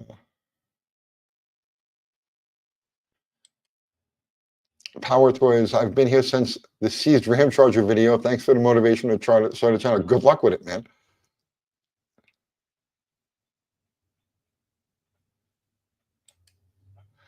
Mexican Spec saying Tony gets Scott on for a live. We could do that.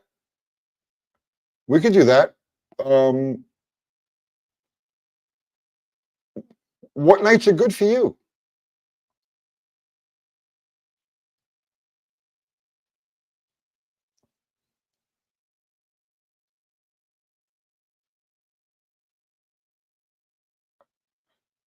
Okay, I'm just rolling back through here.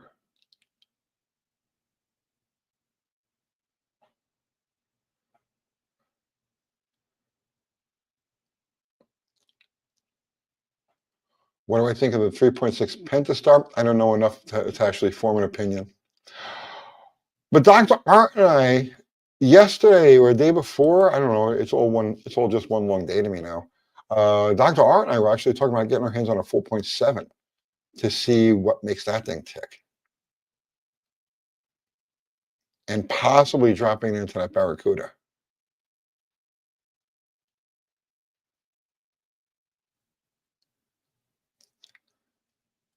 Um, B. McD, what happened to your Charger? Do you still drive it? It's just sitting in the driveway. The last time I drove it was out to, I took it out to the Mo party. So it hasn't moved since September. It's due. It's due. I got to take that thing just around the block though, just to get things circulated. Uh,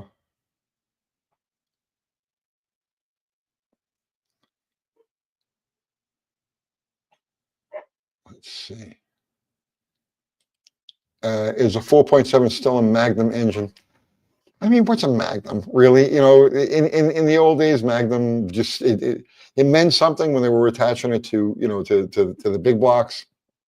Um, but it really lost its meaning, you know. Beyond that, it's just a name that they throw around. So yeah, it's a Magnum, I guess.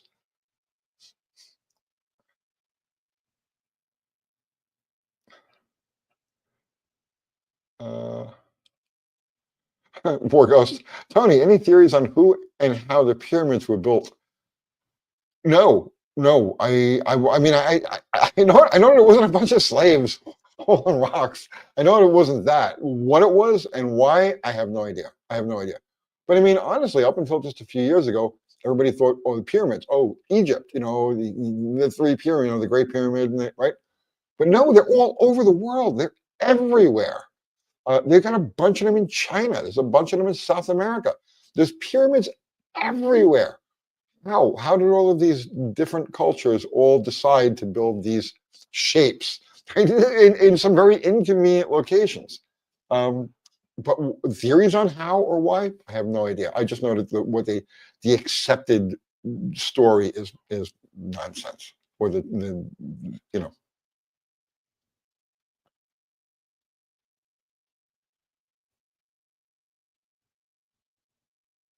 Uh, John Mace, thanks for the corporation transmission suggestion. Great channel, right? I've been binge watching his YouTube channel. I never knew you could use the accumulator to soften hits on a reverse manual valve body. Yeah, no, listen, when it comes to transmissions, right, I poke around, right? You know what I mean? It's like, okay, you know, let's just carefully take this apart. Let's carefully put it back together again. You know, I'm not a transmission guy. He is a transmission guru. And when I have a question, I'm fortunate enough that he actually returns my texts. So yes, John Cope is an awesome guy. Great channel, great products. I mean, for really first class people.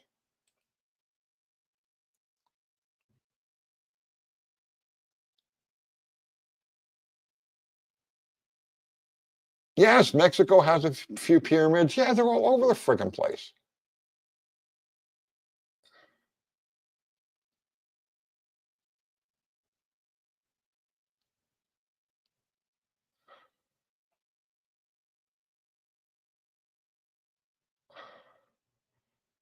Uh, let's see. I'm just rolling back to see if I missed anything profound. Um,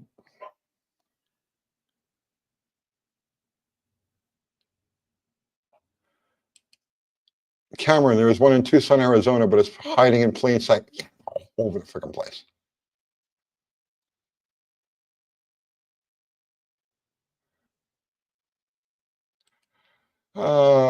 Lego Master. Dropped a comp cam. Big mother thumper came on my small block Chevy. I read it kills vacuum. Any recommendations to prove vacuum if the cam kills it? No. I mean, you just have to deal with it. You're probably gonna. I mean, I'm not familiar with that cam. Um, I've heard of them, okay, but I've never used one. When you get into a really low vacuum situation, you're going to have idle issues. Uh, so here's what you're going to keep in mind, right? Forget about trying to improve vacuum. Don't worry about that, right? Um, and I know you say if you advance the timing, the vacuum's going to come up, but you can only do that to an extent before you start running into detonation problems. So that's not it. Just work with the bad vacuum. So your problem with poor vacuum, low vacuum, is you're not going to get a good idle quality out of the carburetor. You're going to have to open the throttle blades a lot to get it to idle well. And what happens is you uncover the transfer slot, and when that happens, it idles really fat. So at that point, what you're looking to do is drill holes. You start with very small holes, and you can find videos on this in the throttle blades. Just do the primary throttle blades, and so this way you'll get the engine can pull the air that it needs without having the throttle blade open, so you don't uncover the transfer slot and have a wet, sloppy, fat, low end thing. Just just work with it. Just work with it.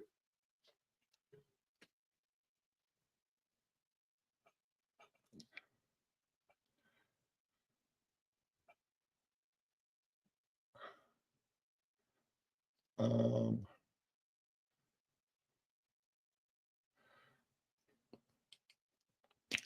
Corey, do vacuum canisters help at all?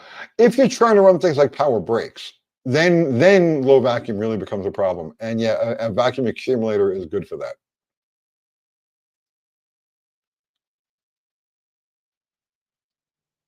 Uh,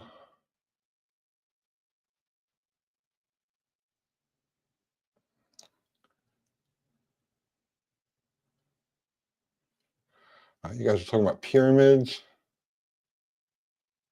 Isn't that great? I I love that's the thing I love about this channel, right?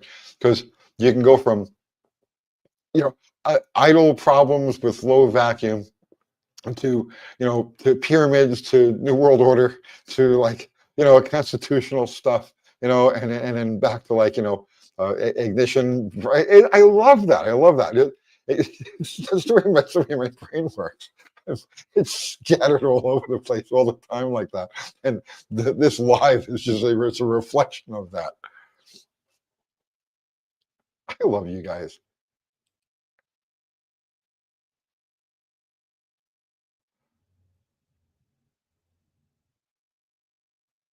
Uh,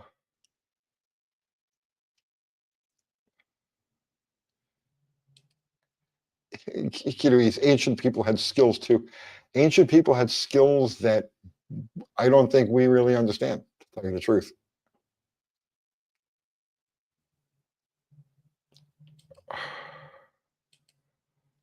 Uh, Power says, how did I open my first coffee shop? It was a coffee house, not a coffee shop. Because the difference, so a coffee shop is a place you go to in the morning, and you get coffee and a bagel and go to work, right? That's a coffee shop. A coffee house is basically a bar for people who don't drink. Um, and we were only open at night. We open at 6 o'clock at night and stay open until 3, 4, 5 o'clock in the morning. Shows, bands and stuff like that. It was a fun business. It was a fun business. Um, but a little. I don't know if you guys can hear it. It's a song of my people. Somebody's out there on their bike. I want to be on my bike right now. Uh, how did I get in it? I just needed something. It was after I quit drag racing and all of that, and I needed to keep my head occupied.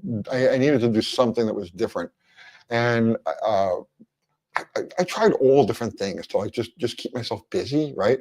And nothing was working. Uh, so I mean, just one thing led to another, and I says, I'm gonna open a coffee house, and so we did in New York, and we were putting that together literally as we were painting the walls and putting so I went in, I did all the work myself, right? I mean, me and Kathy Bananas, we did all of the work. We put down the floor, we did the walls, we built the bar, we did everything, right? And we were doing all of this as the smoke was still coming out of the ground at the World Trade Center, and there were funeral processions, kind of because a lot of the firemen that got killed there were from Staten Island, and it was like as we were putting this place together, the funeral processions kept coming down Gifford's Lane. It was a very surreal time.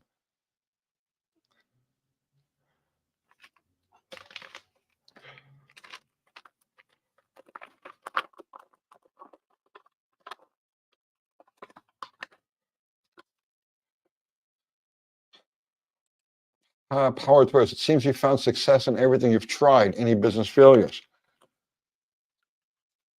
Dude, define success, because a failure is a success.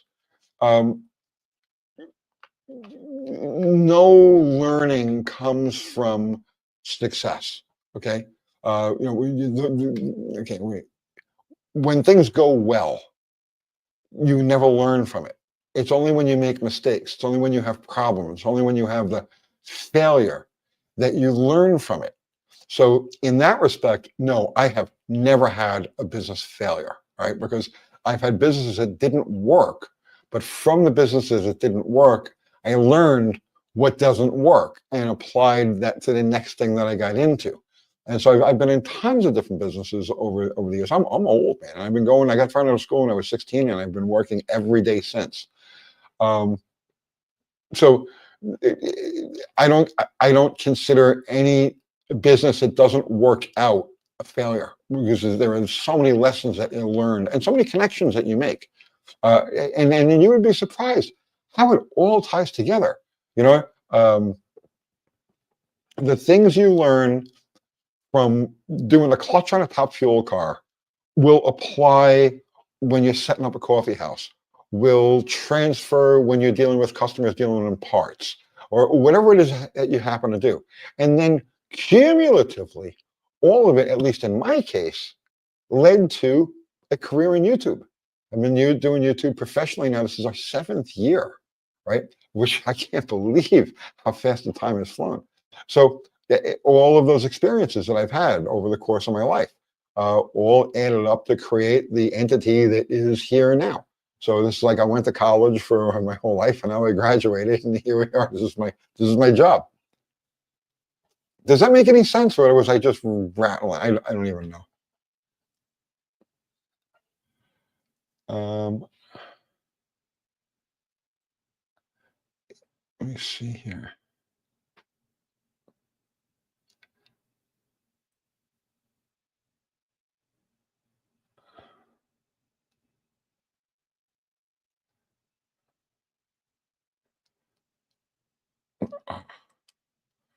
What about the towers? Any insight? Yes, but I really don't want to get into that here now.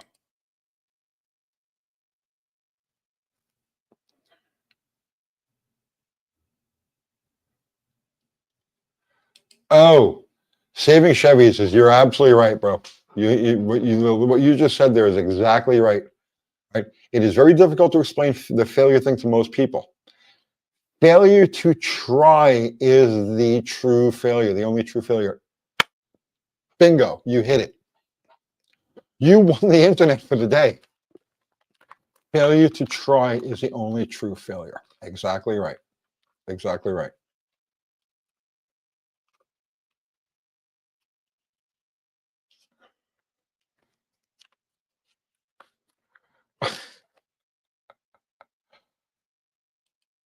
Oh, I didn't mean to hide that.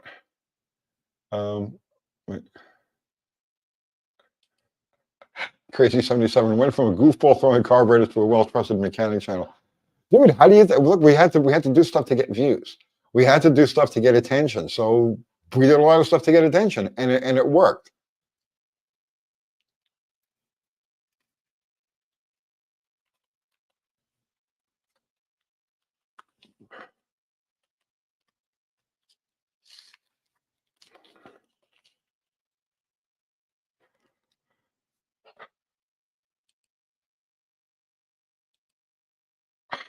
Pirate Greg, you've passed on more knowledge than college professors. Dude, I feel that that's my purpose, and everybody's got the purpose, right? And I feel that that's I think that's what the universe geared me for. The universe put me together in such a way that I would accumulate all sorts of different knowledge, experience, or whatever, and then assimilate it. Get it out to as many people as can use it, right? And I'm not right with everything. I'm not 100% right. Nobody ever is, and I know that I'm not. But if I say something, I say it because I sincerely believe it. You know, based on all different reasons. But that's kind of like that's my calling. That's what I'm here for. I'm here to try to help people use their heads, not I can't even explain it to you. I can't really put it into words. Uh, not to do tutorials, but to get you to think, to make your own, find your own way through, if that makes any sense. I'm getting tired, so I'm probably starting to babble a little bit.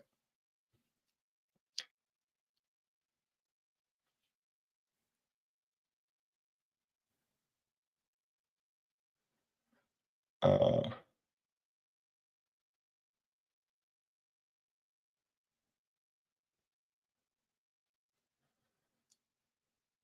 let's see.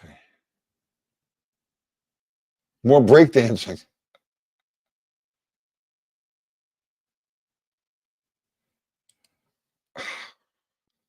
Power says 100% appreciate the wealth of knowledge. It's cool to hear somebody think the way I do. I wish my family thought the same. My family hates me. My family hates me. You guys love me. My family hates me. It's just the way it is. When you step out of the box, when you step out of the mold of whatever it happens to be, they don't like that. They don't like that. And it's you have to be cool with that. You know what I mean? You don't ever temper yourself for anybody.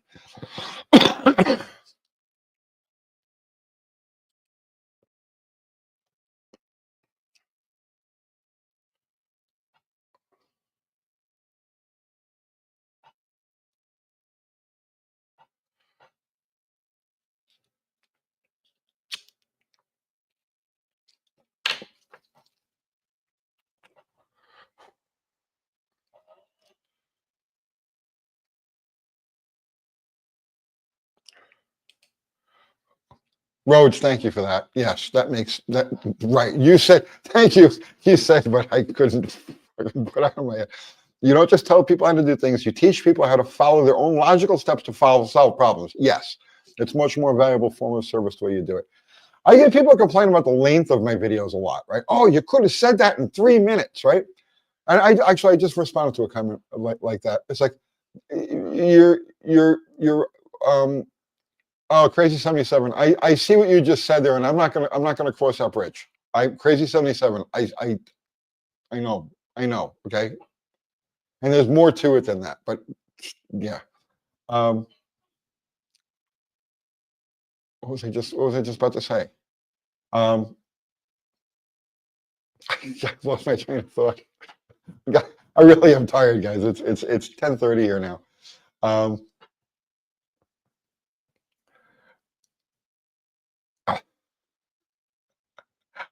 I love you too, no homo, man.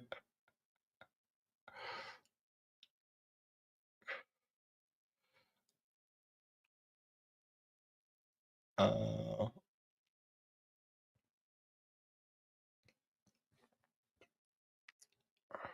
oh, that was it. That was it. I'm sorry. I'm sorry. Okay, I had a comment and I get this a lot, right? It was like, oh, you could have said that in 2 minutes. You could have said that in 3 minutes.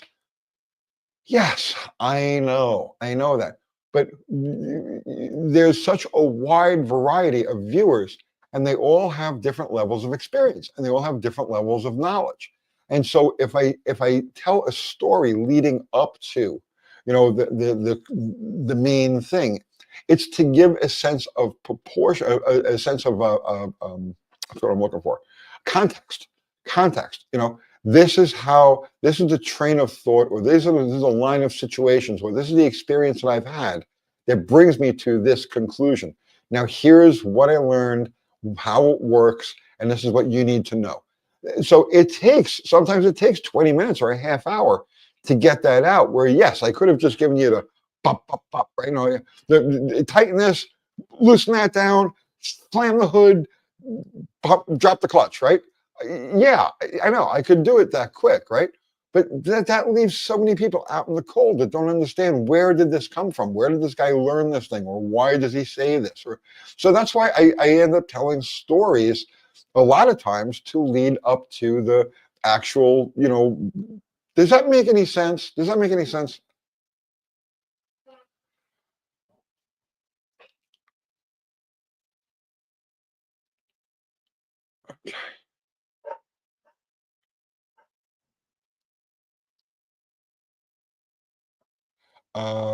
Mexican Spec saying YouTube is a business. Um, what good does it do to say something in 20 seconds? If okay, so if I just operated as a business, I could, and I do. I mean, it is a business. There's no make no bones about it. This is what I do for a living. Okay, but I mean, there's lots of filler videos.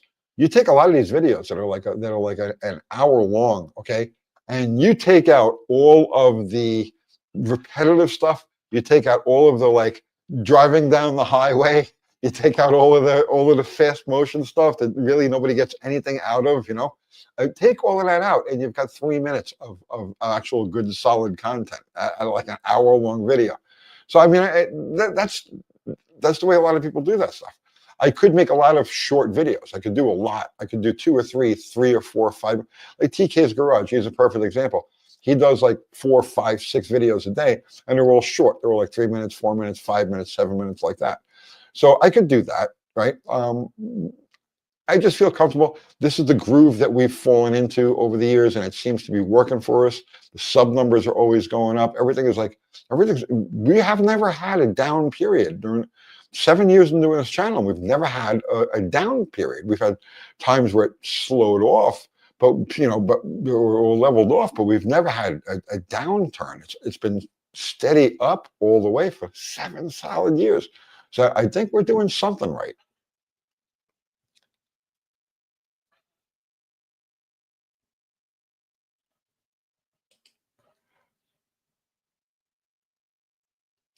Maximum Tony, did you see Jamie did a 1 hour video like you said successful YouTubers doing now? Jamie does stuff like that. Jamie is a very entertaining person. He does a different type of video than I do. I honestly, no homo, right? But I honestly love Jamie. I have so much respect for that kid. You have no idea. And I'm old enough to be able to call him a kid. But he does his own thing, his own style. He's into he likes to do the editing. He does tremendous amount of editing on his videos. Not everybody does the same thing.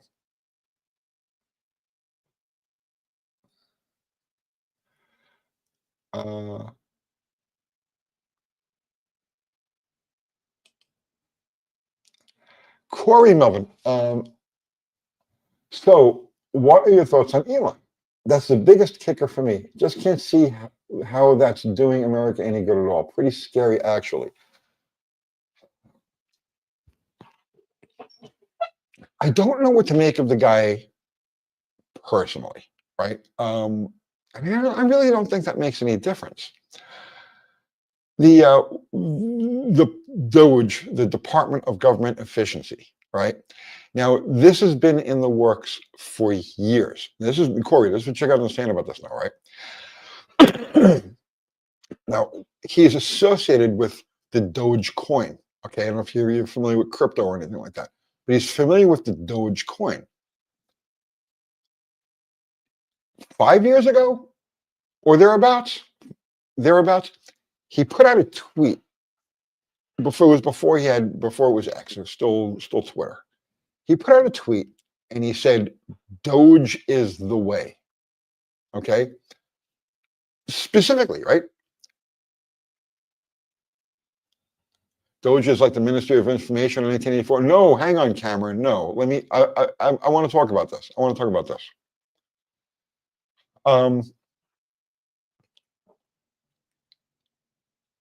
What he was talking about when he said Doge is the way, he wasn't referring to the coin. He was referring to his role right now within the government. Now, I'm one of the people that is of the opinion that everything that's happening right now was settled out and orchestrated, planned to happen now several years ago. Now, the Elon Musk is a business genius, right? Like Trump is also. And I don't want to hear anything about bankruptcies. Bankruptcies have nothing to do with business. Bankruptcy is a move that business people make, especially like that's in part of the New York culture is bankruptcy. So I don't want to talk about that. But Doge, the Department of Government Efficiency, the purpose of Doge is to cut the government down to size. Take a look at what they're finding right now, the things that they're publishing right now. And so that's what they're finding now. They found it years ago, but now they're actually in a position to publish this information. Only 6%, 6% of the people on the government payroll, right, actually show up to the office, right? 94% of the people who are government employees are either on some sort of plan, some sort of they're working from home, or they don't show up to the office. A lot of them are just absentee employees. They're firing checks to just names that don't exist. There's people on the payroll that don't freaking exist. Business space, or I should say building space. They only use a tiny percentage of the buildings that we pay for, the taxpayers pay for. The waste is off the chain. Elon is in charge of uncovering and exposing this waste. This is what's going on. Don't take my word for it. Just start paying attention to the news. This is what's happening.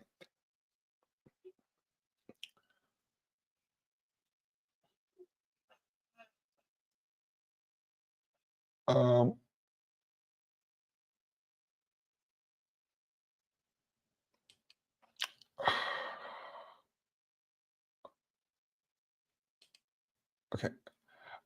okay. Corey Melvin. He doesn't value money because he doesn't need to. Yes, you are right, but we'll have control over the Federal Reserve and our money. No, you got to understand, Corey, the purpose, what's going on right now, the bigger picture is the Federal Reserve is being eliminated. The Federal Reserve the central bank will no longer exist soon. That's why Trump is talking about tariffs. I don't mean the tariffs against Canada and Mexico. That was a bargaining chip between them. But the tariff system of funding government, elimination of the income tax. This is what he's talking about. Now, what you have to understand is that the income tax, the federal income tax, goes to pay the interest due the Federal Reserve, the money that they print. The IRS is a collection agency for the Federal Reserve. Neither of them are government agencies, official government agencies. They're both private enterprises, right? They are being eliminated. That's what's going on now. It can't be done in a blink of an eye. You can't just flick a switch and make it happen. But these are steps that are being taken to eliminate the income tax and the Federal Reserve and the fiat currency. The end game is that after Elon and Trump and everybody else go in there and chop and dice and crush and eliminate, what's going to be left is a constitutional money issued by the Treasury Department and backed by hard assets. That's what's going to happen. That's what's happening right now.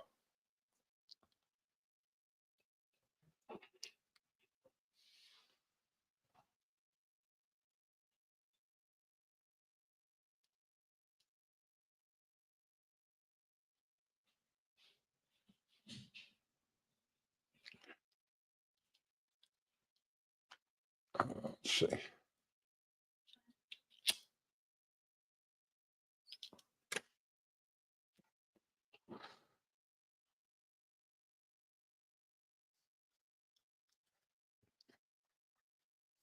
Oh, you're so cynical.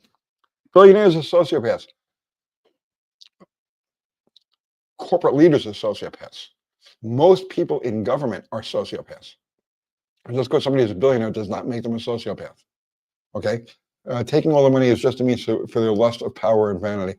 No, some people make money because that's their gift. That's what they do.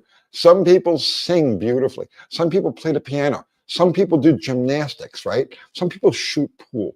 Some people make money, right? It's a gift. It doesn't necessarily make them bad. It doesn't make them a sociopath. Okay? Don't confuse the two.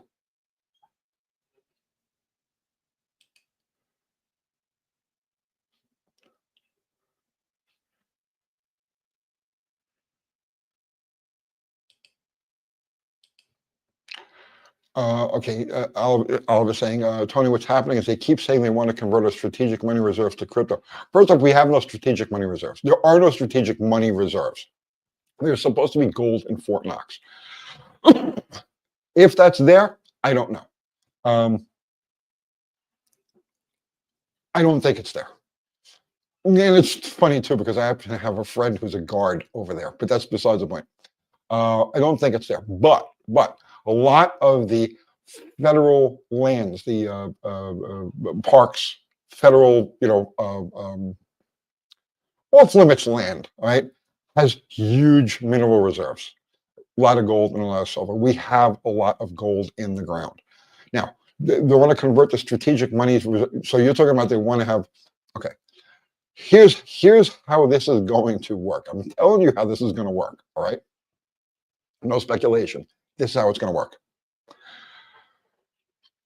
The Federal Reserve goes away.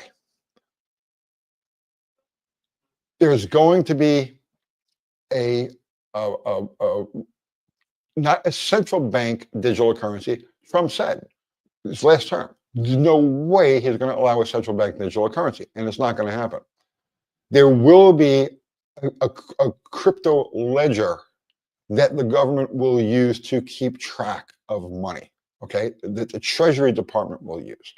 But that money will be backed by a hard physical asset like gold or silver, the same way the BRICS countries are doing it. No different, okay? The money will be backed. It'll be a hard money standard, just like it is outlined in the Constitution. According to the Constitution, a dollar is 1 ounce of silver, period, the end. And then you've got an exchange rate to gold. We were never on a gold standard. We were only on a silver standard, and we would exchange for gold. And that ended in August 15th, 1971, when Nixon closed the gold window.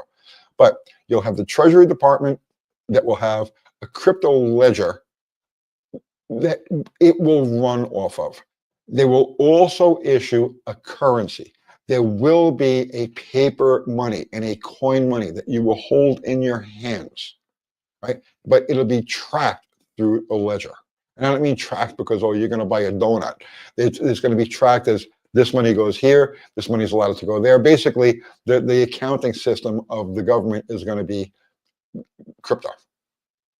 Does that make any sense?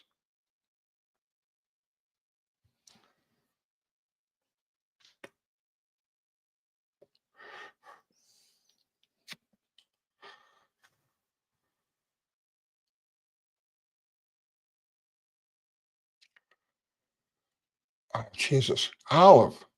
You're wrong, Olive. That's not how it works, but little of our gold reserve is actually in Fort Knox, in particular, because there's no longer an army base around it. Gold and money are not the same. You are wrong, Olive. Gold is the money. Okay, gold is the money. It's in the Constitution. Gold is the money. It's also in the Constitution of Russia. It's in the Constitution of China. It's in the Constitution of India. Why do you think these central banks are buying gold like there's no tomorrow?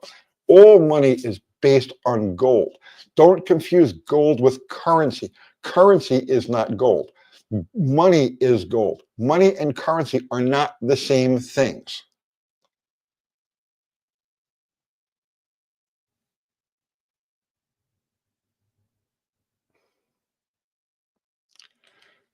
Tim Jefferson, if you think the billionaire class is going to do anything but loot the economy, you're nuts. They already did it. What are you worried about? That's the thing. I keep saying this over and over again. You and Olive, and I keep saying this over and over again. Do people not understand that that's already happened? That they've already looted everything? That they already own everything? That they already control everything? What are you worried about? I mean, seriously, what are you concerned with? The billionaires and the trillionaires already own and control everything. This is how we take it back.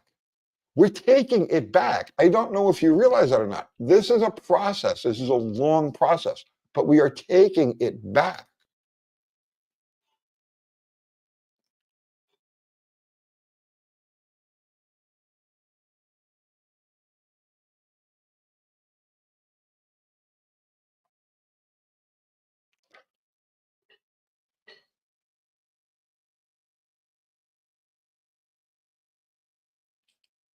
Yes, fiat is debt.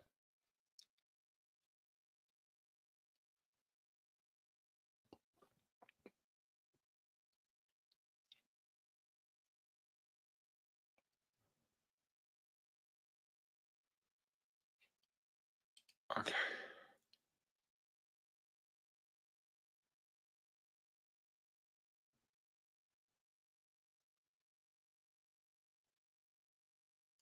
Um, End of time. Gold and silver goes up in value. Currency doesn't. No, gold and silver never go up in value. Gold and silver are gold and silver. Their value stays the same. The value of the currency diminishes against them. This is what they don't teach you in school. An ounce of gold is and I don't have one. I should keep an ounce just for the conversations like this, right? An ounce of gold is an ounce of gold. It always was an ounce and it always will be an ounce. It never changes. It's always exactly the same. It's the currency that changes value.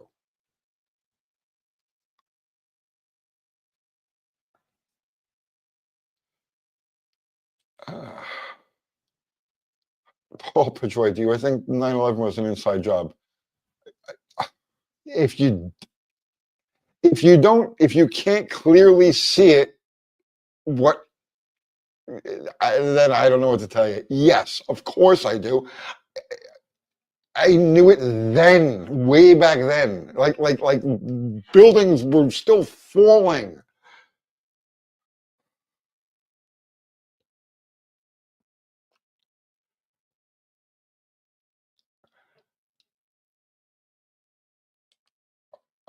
Robert Kiyosaki. Robert Kiyosaki is a grifter. He's you know take a look at his actual history, right? He's no he's a freaking grifter.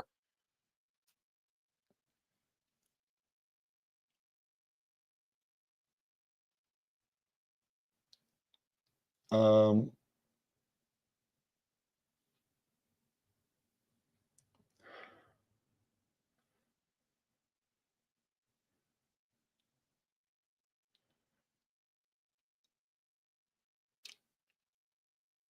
let's see.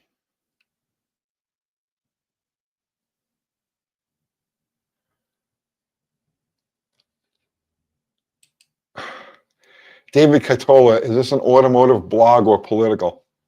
It's a little bit of all of it. Uh, don't these things affect you?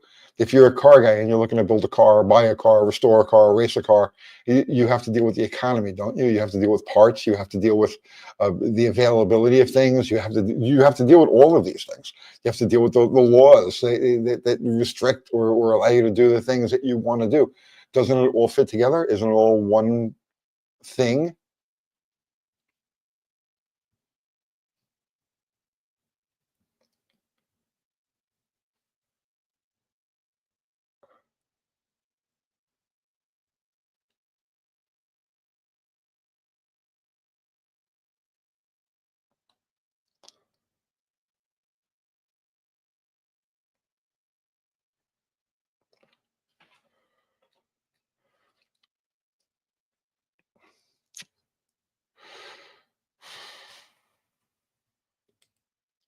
Jeff Hutchins saying Tony's right. The first step is getting back on track, is getting the crooked dollars out of government, and that's what Elon is there. It's what Elon is doing. Okay, I had my doubts about Elon until he tried to bring Ron Paul in. Okay, so now Ron Paul, I've known about Ron Paul for decades. I campaigned for Ron Paul back when he was running for president. 2008, I think it was, to whatever year. I had a coffee house that was the official Ron Paul campaign headquarters in my area. So I'm a believer in the guy. Um, so when Elon reached out to Ron Paul to be part of Doge, that's when I said, yes, okay, this guy is on the freaking level. Now, it didn't work out between them for whatever reason. I don't know what it was. But the point is, Elon wanted Ron Paul in there. So that tells me what this guy is operating from is a place That's good. All right, because there's no way he would bring somebody like Ron Paul into the mix, or even bring his name up if he had any nefarious motivations.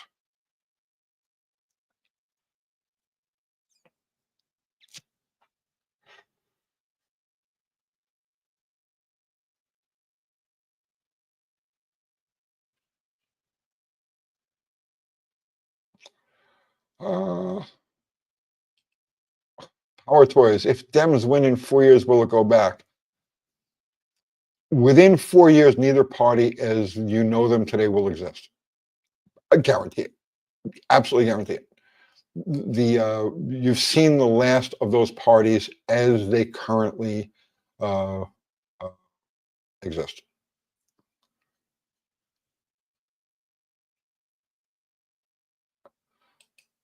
Zero. Thanks for hanging out, brother man.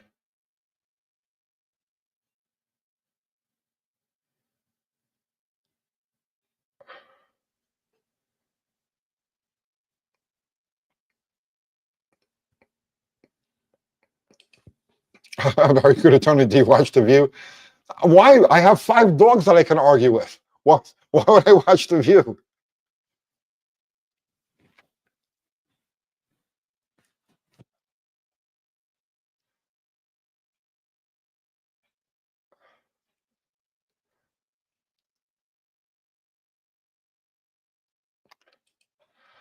Storm Farm's a one-party state, maybe? No, no, but a restructuring. Everything is going to get restructured. Everything.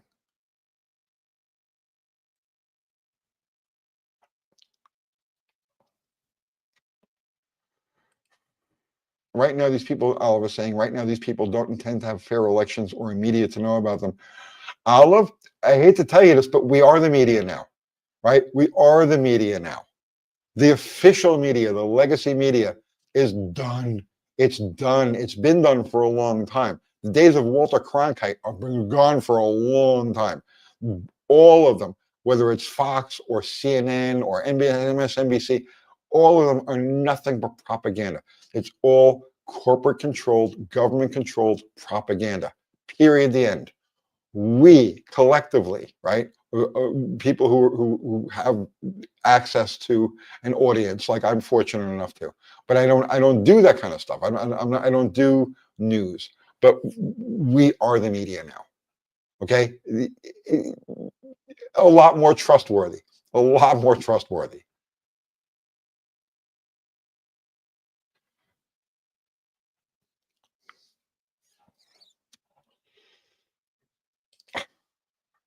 It's okay. It's it. I'm emailing Trump to suggest he starts Uncle Tony Department of Custom, whereby all classic car restorations are fully tax deductible in the name of environmentalism.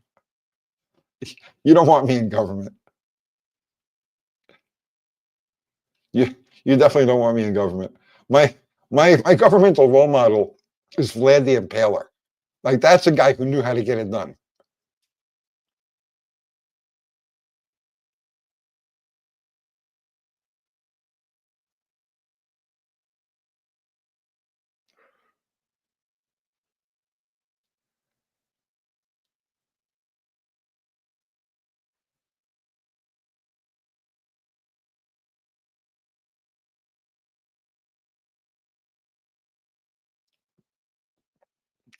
Vinny Piazza, absolutely. I think it's a hard pill for some people to swallow that everything we've been fed our whole lives from our government has been bullshit. You know what? That bullshit rabbit hole goes so deep, bro. It goes so deep. Been there for a long time, right? Been going down those rabbit holes for a long time, and my bullshit meter is pretty sharp at this point. Uh, the lies are beyond, are beyond.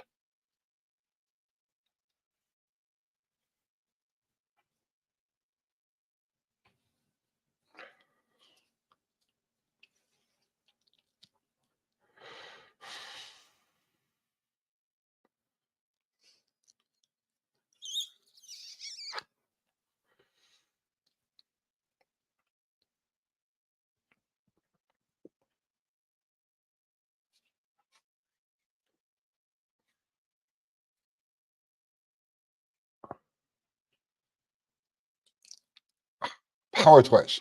That's a good point you bring up, and this is something I've talked about before.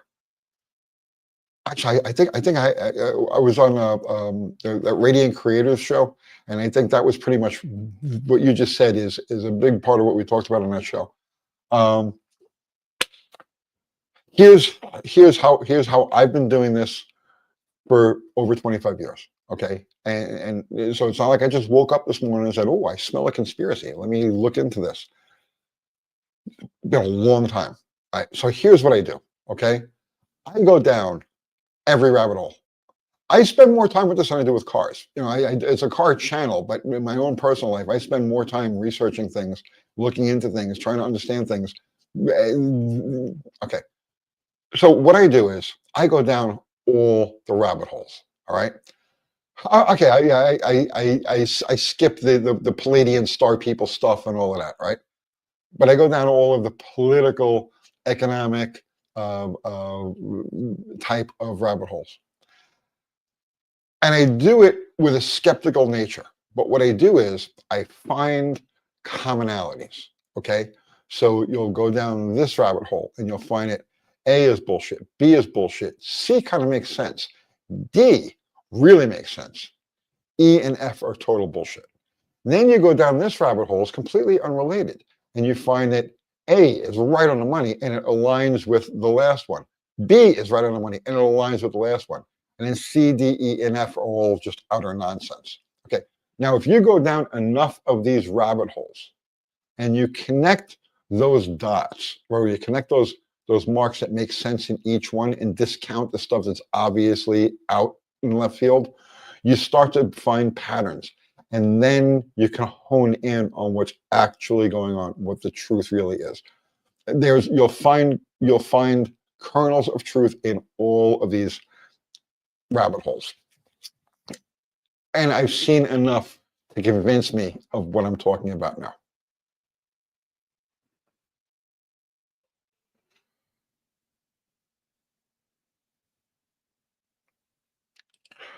Shane Fazino, thank you for the super chat. The past few Dodge points distributors I have worked on, I've noticed that when I apply vacuum advance, the dwell tends to drop off 34 to 20. Okay, you got play in the shaft. So you've got bushings between the center shaft and between the shaft and the housing. Those bushings are bad. So what's happened is when you apply vacuum advance, the vacuum advance is supposed to just move the breaker plate, but it's actually pulling the whole breaker plate to itself by a couple of thousandths of an inch. And then through geometry, that thousandth of an inch becomes, like, say, 3 or 4 thousandths in gap. And so that's why the dwell is changing the way it is. You've just got sloppy distributors. Almost all of them are like that. So you kind of like split the middle. You split the difference.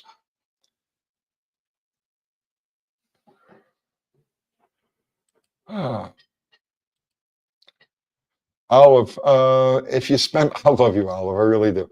If you spend all your time in rabbit holes, how do you think you know what's happening on the surface? I live on the surface. I live on the surface. Olive, I'm here, so I can see what goes on. I know what goes on, right? Uh, I don't know how else to answer that.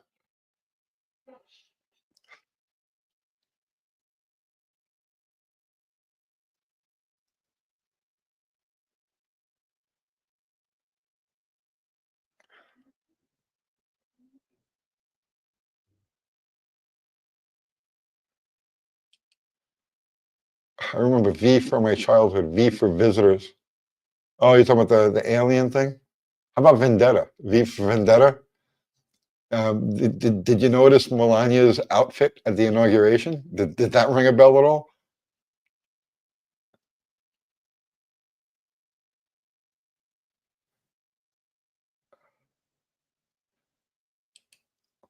Uh, Uncle Tony, a lot of people don't realize how well read you are on economics. Economics is my hobby. You know how most people, cars are their hobby and they do something else? Well, cars are what I do for a living, but my hobby is things like economics and psychology and history.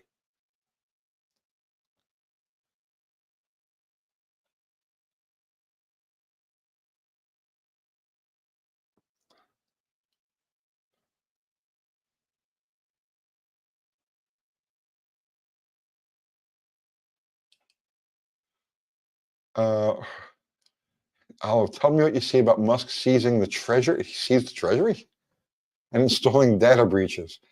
In theory, you say, Olive, listen, I don't know where you're getting your news from. Musk did not seize the Treasury Department. There's no seizing of the Treasury Department. There are other places that are being seized, but not the Treasury Department.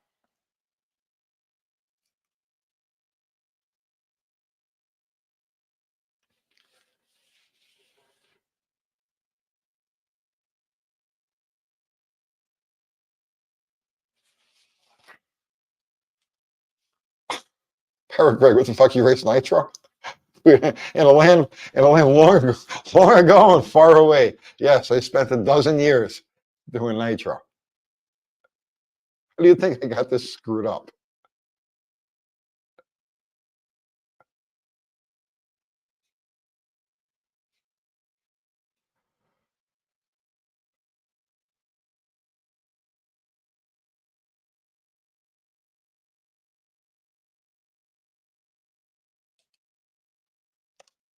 Avoid kissing Donnie like he avoided putting his hand on those Bibles. There was a reason he didn't put a hand on the Bible during that particular swearing in, Olive.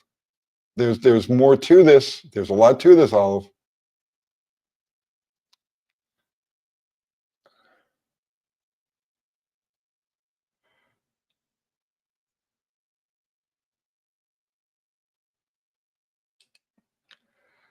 Yes, Patrick, Treasury records for 100 years have been revealed. Yes, there's a lot of stuff that's being revealed right now and going to be, right? Now, he didn't seize control. He's making the information public so that we, the people, and we, the independent media, can see these things and see how the system operates. The people have to be shown how this operates because there are so many people like Olive who do not understand. They don't understand.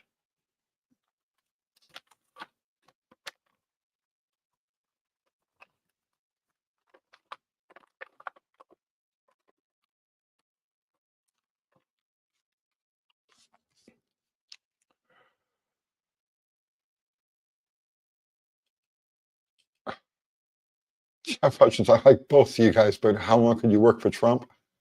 I don't think I could work for him at all.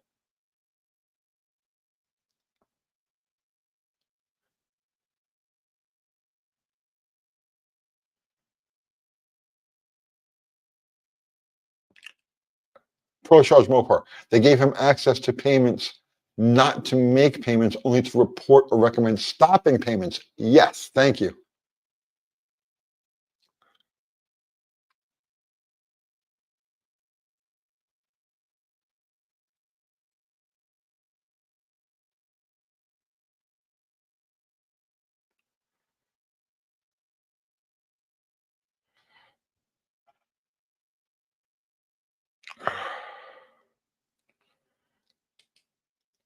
Uh, the no hand on the Bible, 20-cent motors.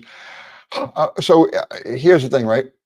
Two things. First off, look into Justice Roberts and some of the things that are said about him. And I'm not saying that it's true, but he has a potentially shady history. So that's one thing. The Bible is being presented by somebody who Trump does not have a regard for. Um, and it's also not necessary. There's a lot of presidents over the years that didn't put their hands on the Bible, but it being presented by Roberts was one reason. Now, there's a second reason that has to do with certain protocols that did and did not happen during the last election. So there's a lot to it. There's a lot to it.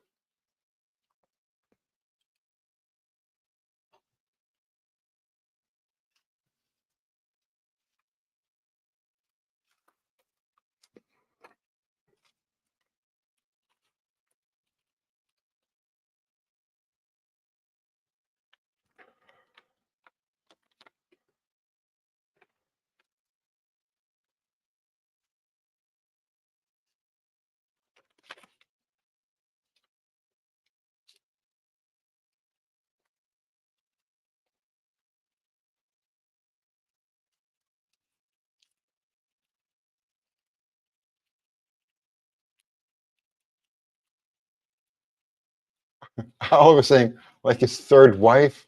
So about Trump's. The funny thing about Trump's wives is that they've all been women. Crazy, right?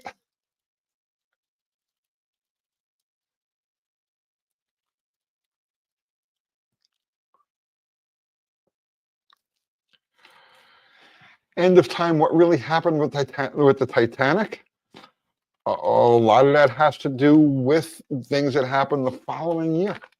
Actually, if you look at some of the people that were lost on the Titanic and what roles they had in banking and government, and you start to connect dots between the Titanic and the Federal Reserve.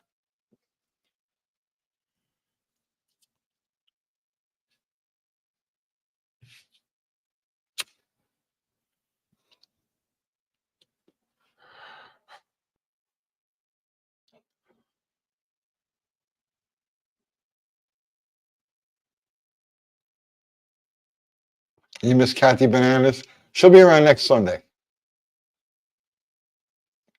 A lot of rich people went on the Titanic, powerful rich people. Yeah, I know.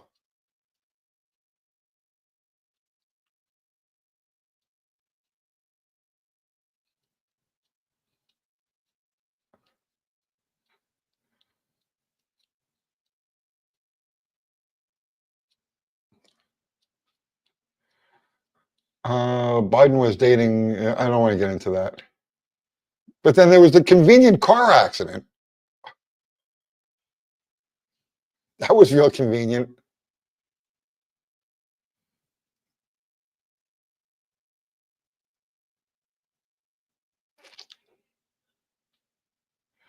The rich guys that went down on the Titanic were the ones opposed to the forming of the Federal Reserve. Yes, that is right.